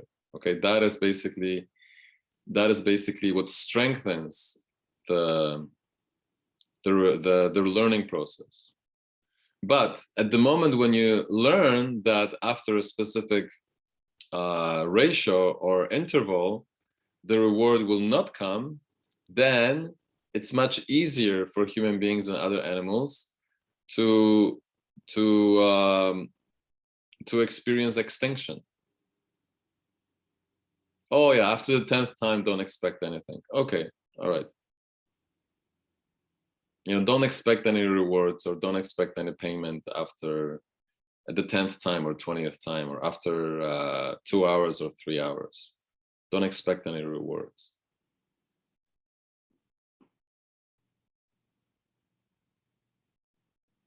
So buy 10 coffees, get one free, but buy 20 coffees and get one free. Well, why not 2 free? Well, because that's the way it's set up. Well, then I'm not really motivated to come back. Right? So that's ratio. So it can be variable ratio or fixed ratio, and then intervals refers to time. Every so often, a reinforcement for behavior after a fixed time, such as Tuesday discount prices, you know, and again, many businesses engage in these methods. They use operant conditioning on a regular basis. You know, every Tuesday or every Wednesday, or there are discounts or sales for every day of the week. You know, some businesses have Tuesday toonies. They even engage in alliteration, so that you associate words, specific words that start with the same letter, in order to come back. But because it's easier to remember.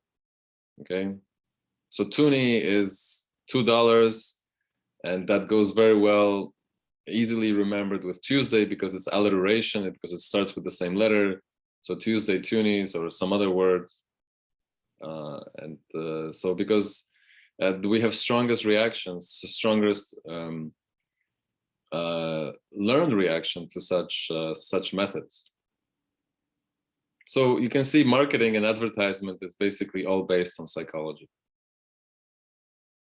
It's basically manipulating human beings to engage in specific behaviors, or manipulating already existing unconditioned responses or unconditioned stimuli.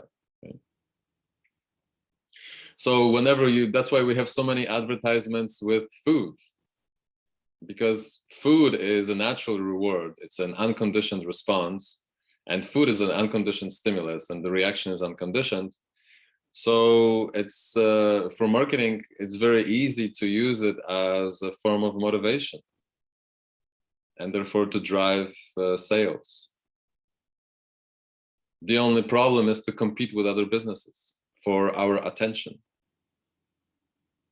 But the moment you shut off TV or social media or the internet, you basically prevent marketing tricks, advertisers to play with your innate desires or learned desires. Right? It's the best way to basically save yourselves or to run away from spending more money than you have to. You just shut it off, and then it works perfectly.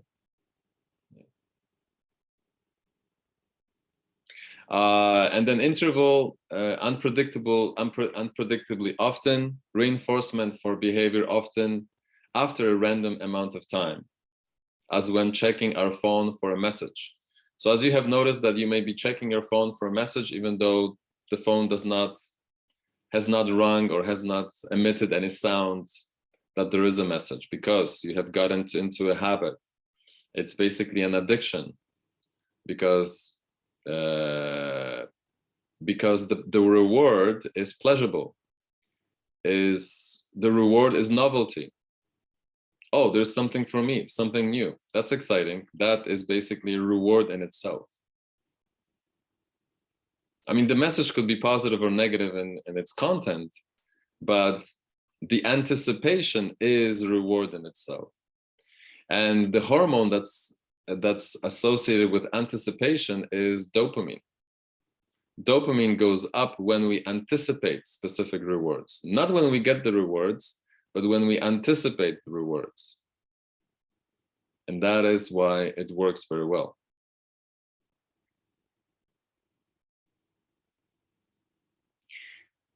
Any questions here?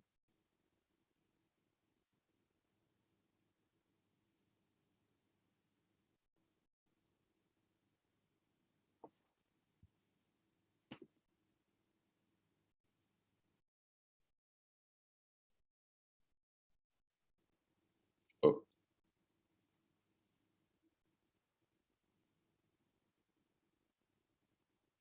Now, so classical and operant conditioning describe specific ubiquitous, that is all present or very common learning processes or behavior, learned behavior. But that is not the only way human beings and other animals learn. We also learn by watching other human beings. And when it comes to children learn first and foremost from parents. So when children engage later on in adulthood in specific behaviors, most likely it is because they have learned them from their parents.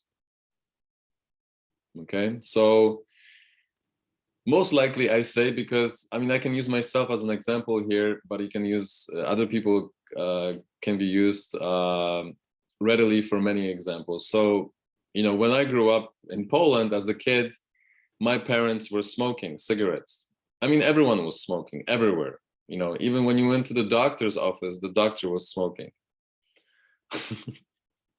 You went to offices and people were in many offices were smoking.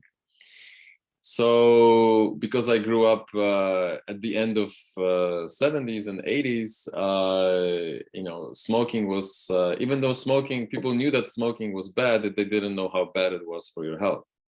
And they didn't know quite well or as accurately that smoking is related to specific types of cancer and death. But so a lot of kids, a lot of children would copy their parents, even though parents would say to their children, "Don't smoke; it's bad for you."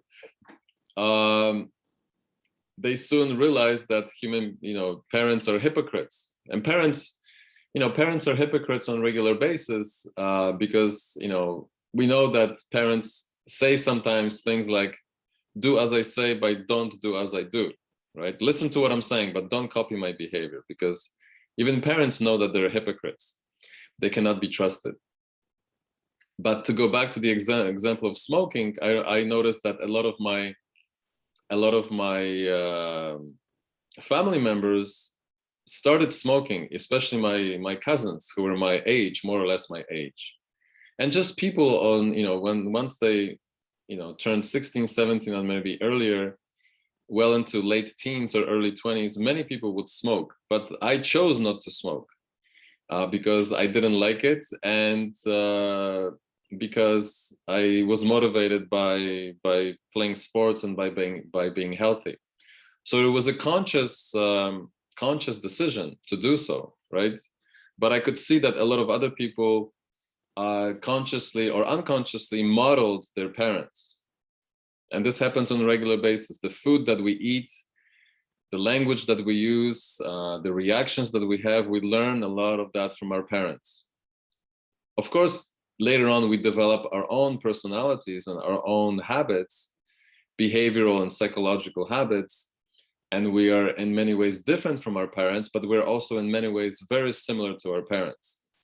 Just think about the difference, how your parents and your culture has shaped you from day one to engage in specific behaviors, to use the language that you use, the humor that you use, the food that you eat, the music that you listen to, the patterns of behavior that you have inherited from your parents. You don't need to reflect long. You can, just reflect for a few minutes, and I'm sure you will be able to find many different examples where this rings true. So it's an important lesson. And here, on the picture, you can see that a young child is spanking a doll, and that is basically learned behavior. It's modeled on adult behavior. Because children, where else would they be picking up this type of behavior? Where else would they have learned it? Right? They're not learning it in the womb of a mother. It's after they are born. They are exposed to specific environments, and the environment that children are exposed to directly affects them, quite directly affects them acutely, so strongly, and also for a long period of time. So positive experiences will lead to most likely positive behaviors, and negative experiences will lead to most likely negative behaviors. So just keep that in mind. It's important. I know we know this, but it's important to know that this has been well studied, and it's been well documented in literature. So here you have examples of aggression.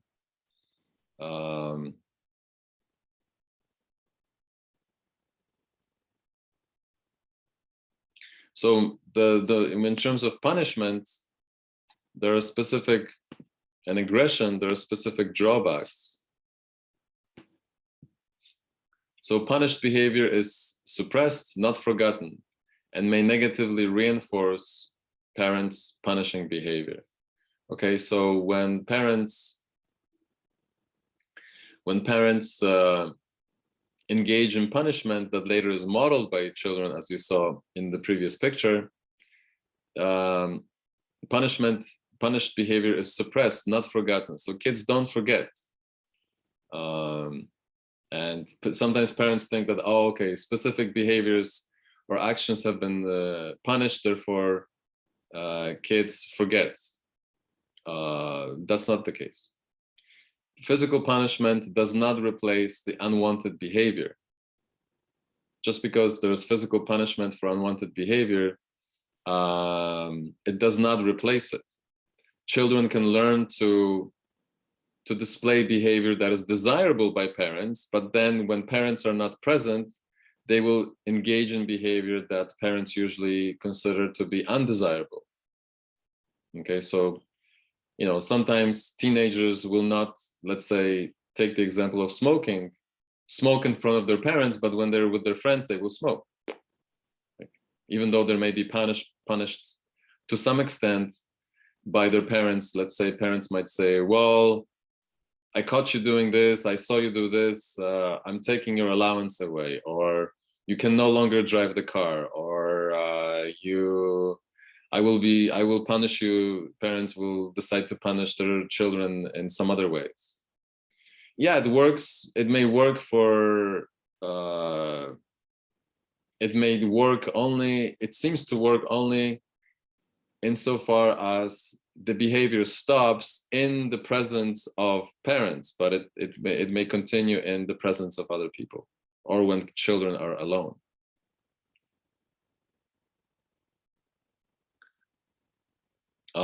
So, you know, there are many other drawbacks, such as punishment can teach fear. So children may fear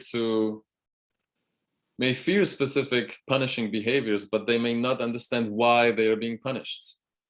Okay, that's an important lesson. So it's important to explain to children why they're being punished, and hopefully they remember. It's important to punish kids to some extent, but it's equally or even more important to explain to them why they're punished. And it's the same thing with other animals. If you punish your dog or your cat, let's say a week later for something that they did a week before, then they have no sense of associating the two events together. And it's the same thing with kids. Kids forget pretty quickly. They get distracted by the present moment. So you need to explain to them right away, and then parents need to engage in some sort of punishment right away with an explanation in order for it to be constructive and positive long term. Otherwise, it doesn't work. And what's worse, that physical punishment may increase aggression by modeling violence as a way to cope with the negative consequences of punishment. So as a way of coping with problems.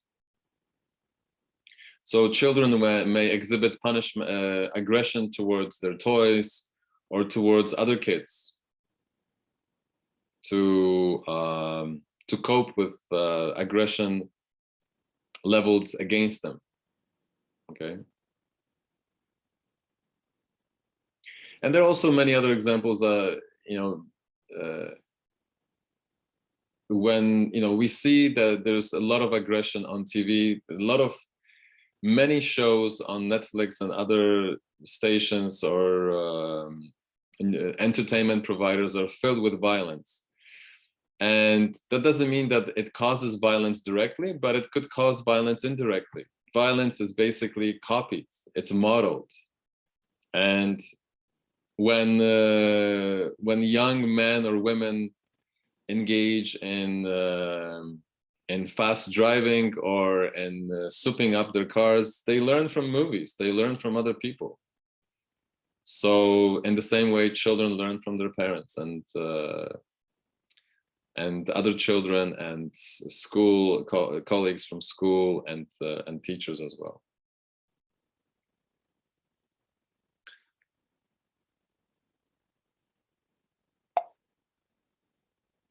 So the main lesson is that we learn through classical conditioning, we learn through operant conditioning, but we also learn through modeling or watching other people. And we also learn and are affected by, in a specific way, by punishment.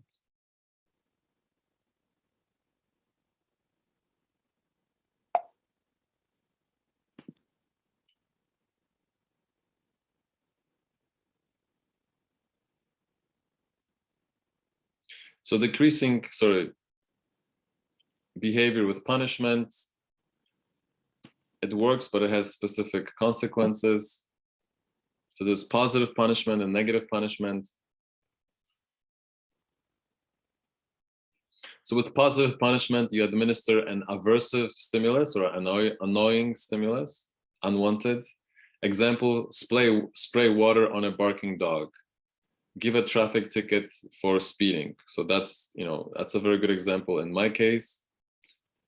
And this is part and parcel of operant conditioning. So here I just kind of shifted and started talking about learning through modeling, but we're also here rehashing operant conditioning. And negative punishment will withdraw a rewarding stimulus. So take away misbehaving teens driving privileges, as I have mentioned earlier, or block a rude commenter on social media.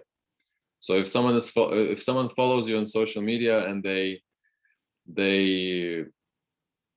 give you overly negative and rude feedback or comments, then you can block them, and that is a form of punishment.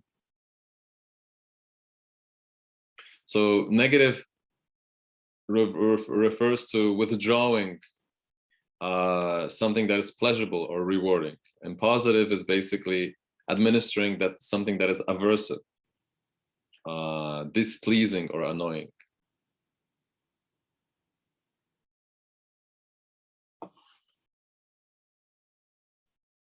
And negative punishment seems to work better, especially with children.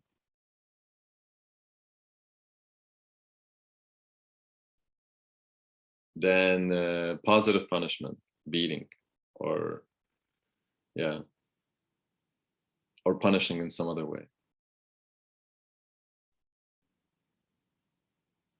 And also, based on psychological research, explanations and punishment work better than just punishment without explanation.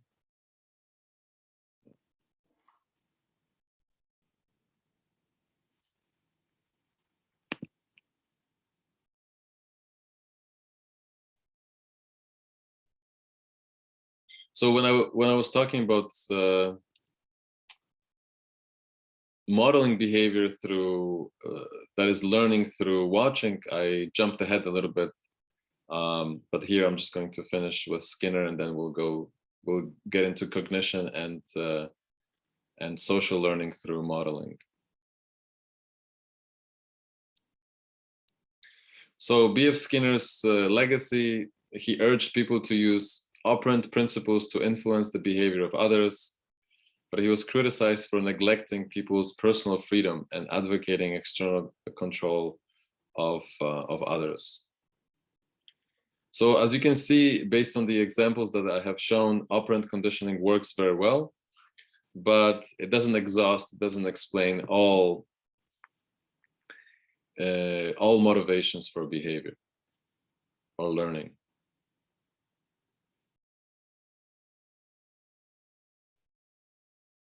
So I provided, and we have now studied quite a few examples. And just to rehash here, so operant conditioning works very well at school, at work, in parenting. And, I talked about reinforcing workers for their time. And it's the same thing with sports. You can, in amateur sports or professional sports, when it comes to amateur sports at the school level, the reinforcement is encouragement.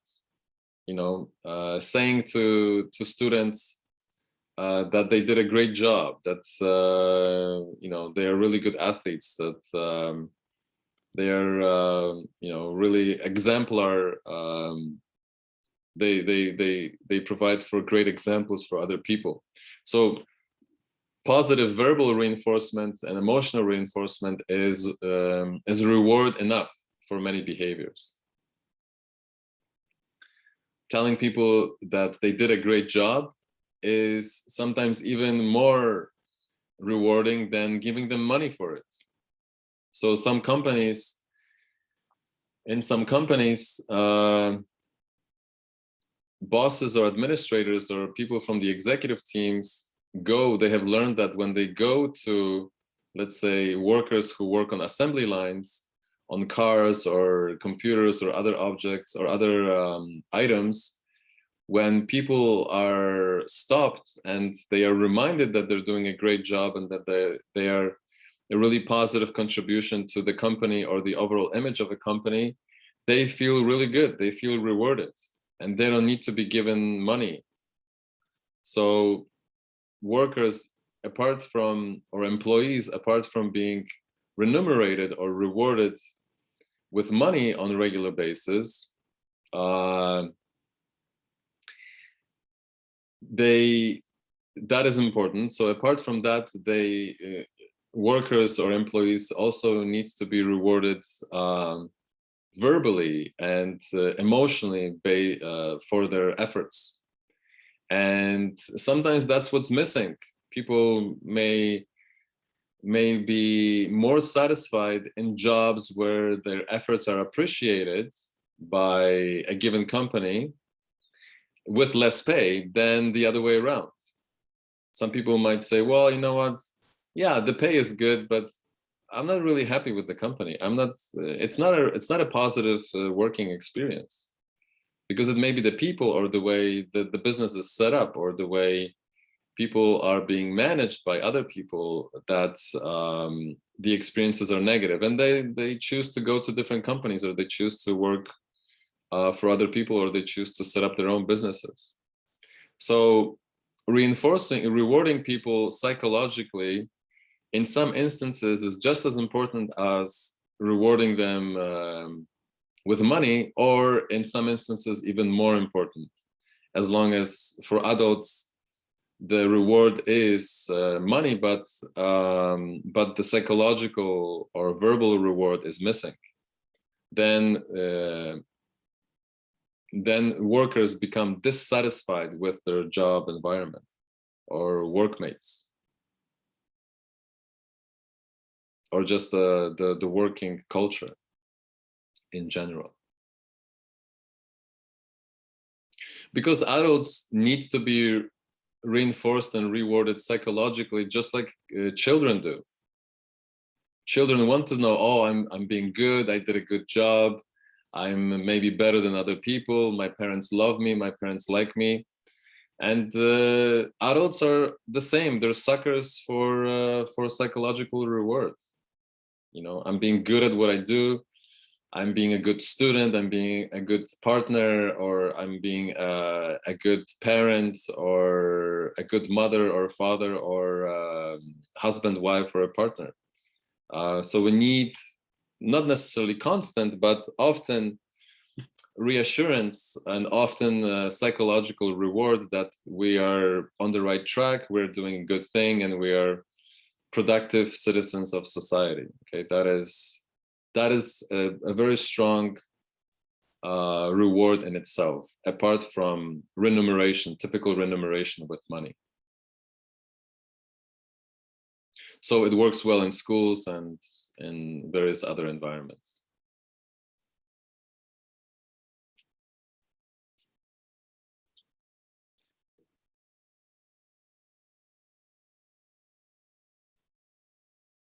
So to change your own behavior, how to learn, I have already mentioned how to learn from this psychological knowledge, but you can draw even more positive lessons here.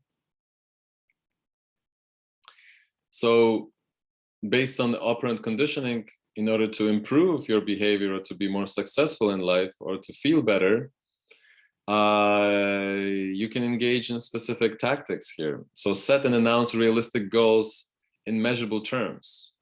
So set goals for yourself. Okay, I will do this in the next 2 or 3 days. By next week, this is my goal. And they don't have to be grand goals. They don't have to be enormous, you know, they don't have to be overly ambitious goals, but just,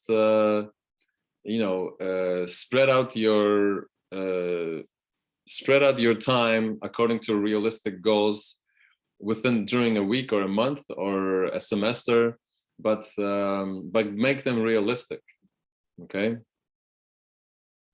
Don't make them impossible to achieve. Make them realistic. So if someone wants to quit smoking, they can't quit overnight. It's not like one day they're going to wake up and no longer feel the urge to smoke. That's not going to happen over time, but it can happen incrementally. So by next week, I will smoke 5 cigarettes less, and by next month I will smoke 10 cigarettes less, and by next year I hope, or by next 6 months I hope to not smoke at all, right? So by next week I will, or by next few days I will read more, or I will study 30 minutes longer, even 15 minutes longer, or 1 hour longer, and that slowly becomes a habit. It becomes habit forming, and then after a while you no longer think, it becomes a habit, and then you no longer have to think about engaging in specific actions consciously. Decide how, when, and where you will work toward the goal. So set out a plan, like a business plan for yourself. How will I do it? When will I do it? At what time specific goals will be achieved? With whom will I accomplish my goals? Because when ideas or goals are just jumbling or moving around or bouncing around in your head, that's not enough. You need to sit down and take a piece of paper, take out a calendar physically, or I don't know, physically on your phone, punch in specific dates. By next week, I will do this. And by tomorrow, I want to get this done. And this is how much time I want to devote to it. Okay, you need to do that really physically in order for it to be successful, at attaining your goals. Because once you have a specific schedule, then it's of course much easier to follow a specific schedule. But once you achieve specific goals according to specific schedules, then the success that you experience will be a reward for specific goals that you achieve, that are fixed at specific times, at specific ratio, and at specific intervals. So that is a lesson to be learned from operant conditioning. And monitor yourself. Monitor how often you engage in desired behaviors. Is it every day? Is it every, if specific behaviors give you pleasure without really negative consequences, monitor yourself. Find out how you behave, when you are most successful or most inclined to repeat specific behavior that give rewarding results, or give you pleasure, or satisfy you, or make you satisfied, content, that is. So if you notice that scheduling specific studying sessions, or taking notes, or rereading material, or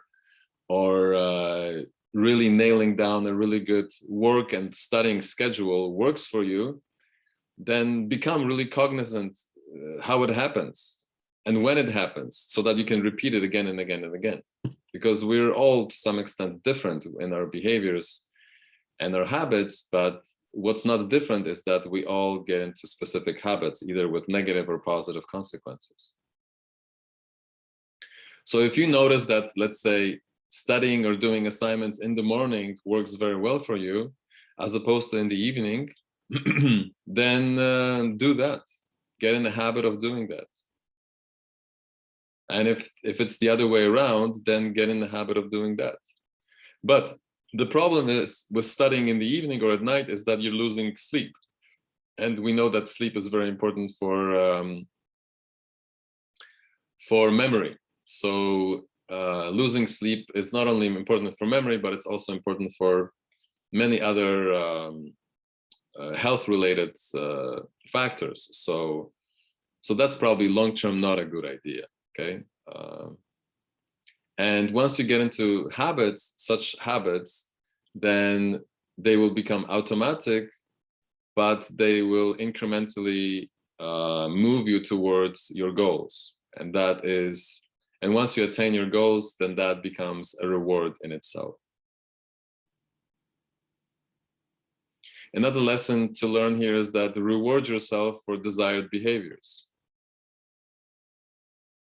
So if you can reward yourself with something pleasurable to eat, but maybe not a lot of it.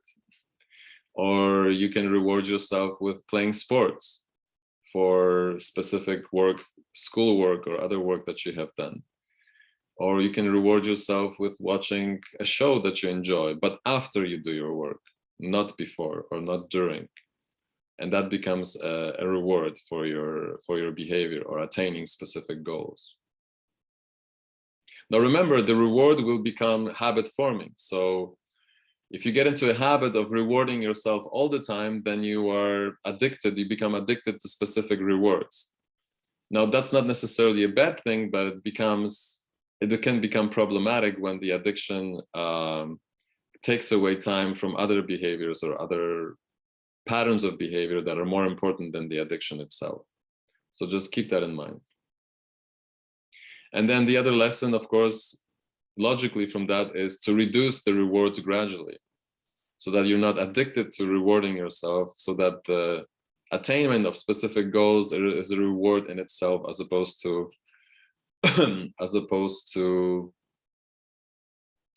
a function of a specific reward.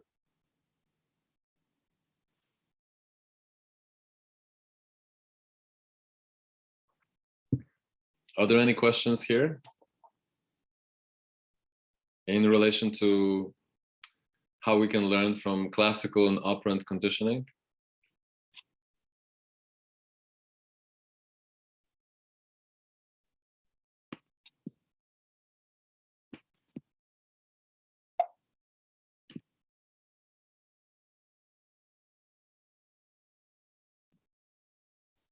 Okay, so this is just for your review. You can go over this in your own time, because we have mentioned all of these concepts, described them, and I have given you examples. Okay, how are we doing for time? Jen, what time is it? You're my... Yeah, it's 11:05 a.m., sir. 11:05 a.m. Okay.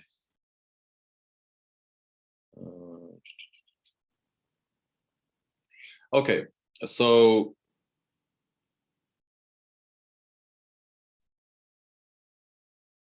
I want to skip ahead a little bit to what I have said earlier about learning. So, for example, I want to talk about rats and mazes and reward, because it's directly related to operant conditioning, but it also shows that operant conditioning is not true in all cases of learning. So Skinner rejected the premise that cognitive processes are integral to learning. So he really didn't pay any attention to cognitive processes, that is thinking or decision-making processes. He didn't think that they are instrumental or motivating to structure and shape learning. So, but we know that animals, like people, can learn from experience with or without reinforcement. So, for example, in experiments on rats would learn how to navigate through a maze without being rewarded. But when there was a reward present at the end of a maze, or when a rat or a pigeon or whatever animal sensed that there is a food reward, then it engaged in a much faster, then it engaged in applying its learning process more successfully. So that is, rats would go through the maze more quickly when there was a reward. But these experiments show that a reward does not necessarily need to be instrumental in the learning process. Rats and other animals can learn just by experiencing things, just by observing things, just by everyday experiences, walking in its environment without being necessarily rewarded by money or by food or by other pleasurable items. But the learning process is sped up by introducing specific rewards. But it's not necessary for learning to take place. Okay, that is a very important lesson based on the research that has been conducted. So we learn through experience on daily basis. Some of our learning curves are steeper, some are a little bit flatter, but learning takes place on a regular basis. However, when you introduce into the process of learning, you introduce rewards, then you can speed up. You can show that you can speed up the process of learning, but you can also show that the learning process is more successful. And this can be measured in the time to do a task, let's say a rat to go through a maze, or for a worker to complete his or her project, okay? So a given worker may know how to complete a specific project, but may not be as motivated as when maybe introduced with a specific amount of money or other rewards to complete it. But it doesn't mean that he or she does not know how to do it, okay? Because the know-how has been learned through previous experiences.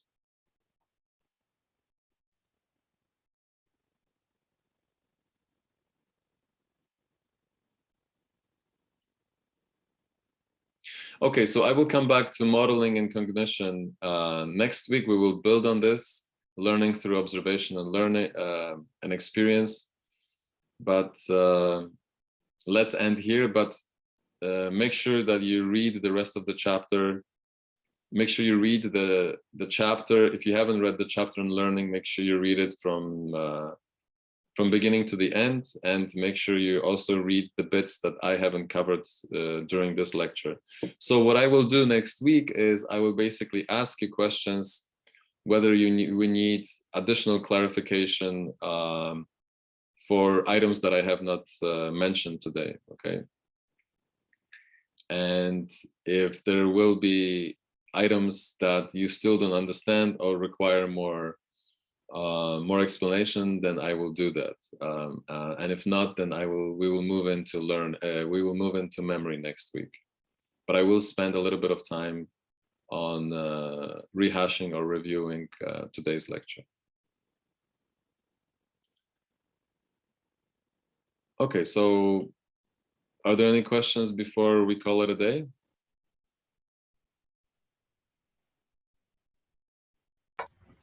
Actually, it's not a question.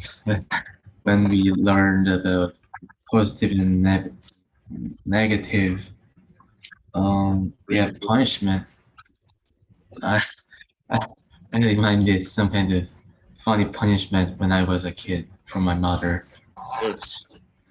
So it's really rude, but when I was a kid, I was a bit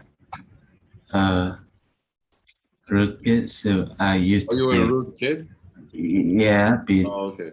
Yeah, who used to do some prank. So I said to my mother, "You're stupid," or "My mom is stupid," while she was around me. So at one moment, she was so mad at me and gave me a punishment, which is yelling at the balcony to the people, "My mom is stupid," like real loud, so everyone can hear that. So Oh, okay. yeah, but before that moment, my mother and I had an appointment to go to an amusement park.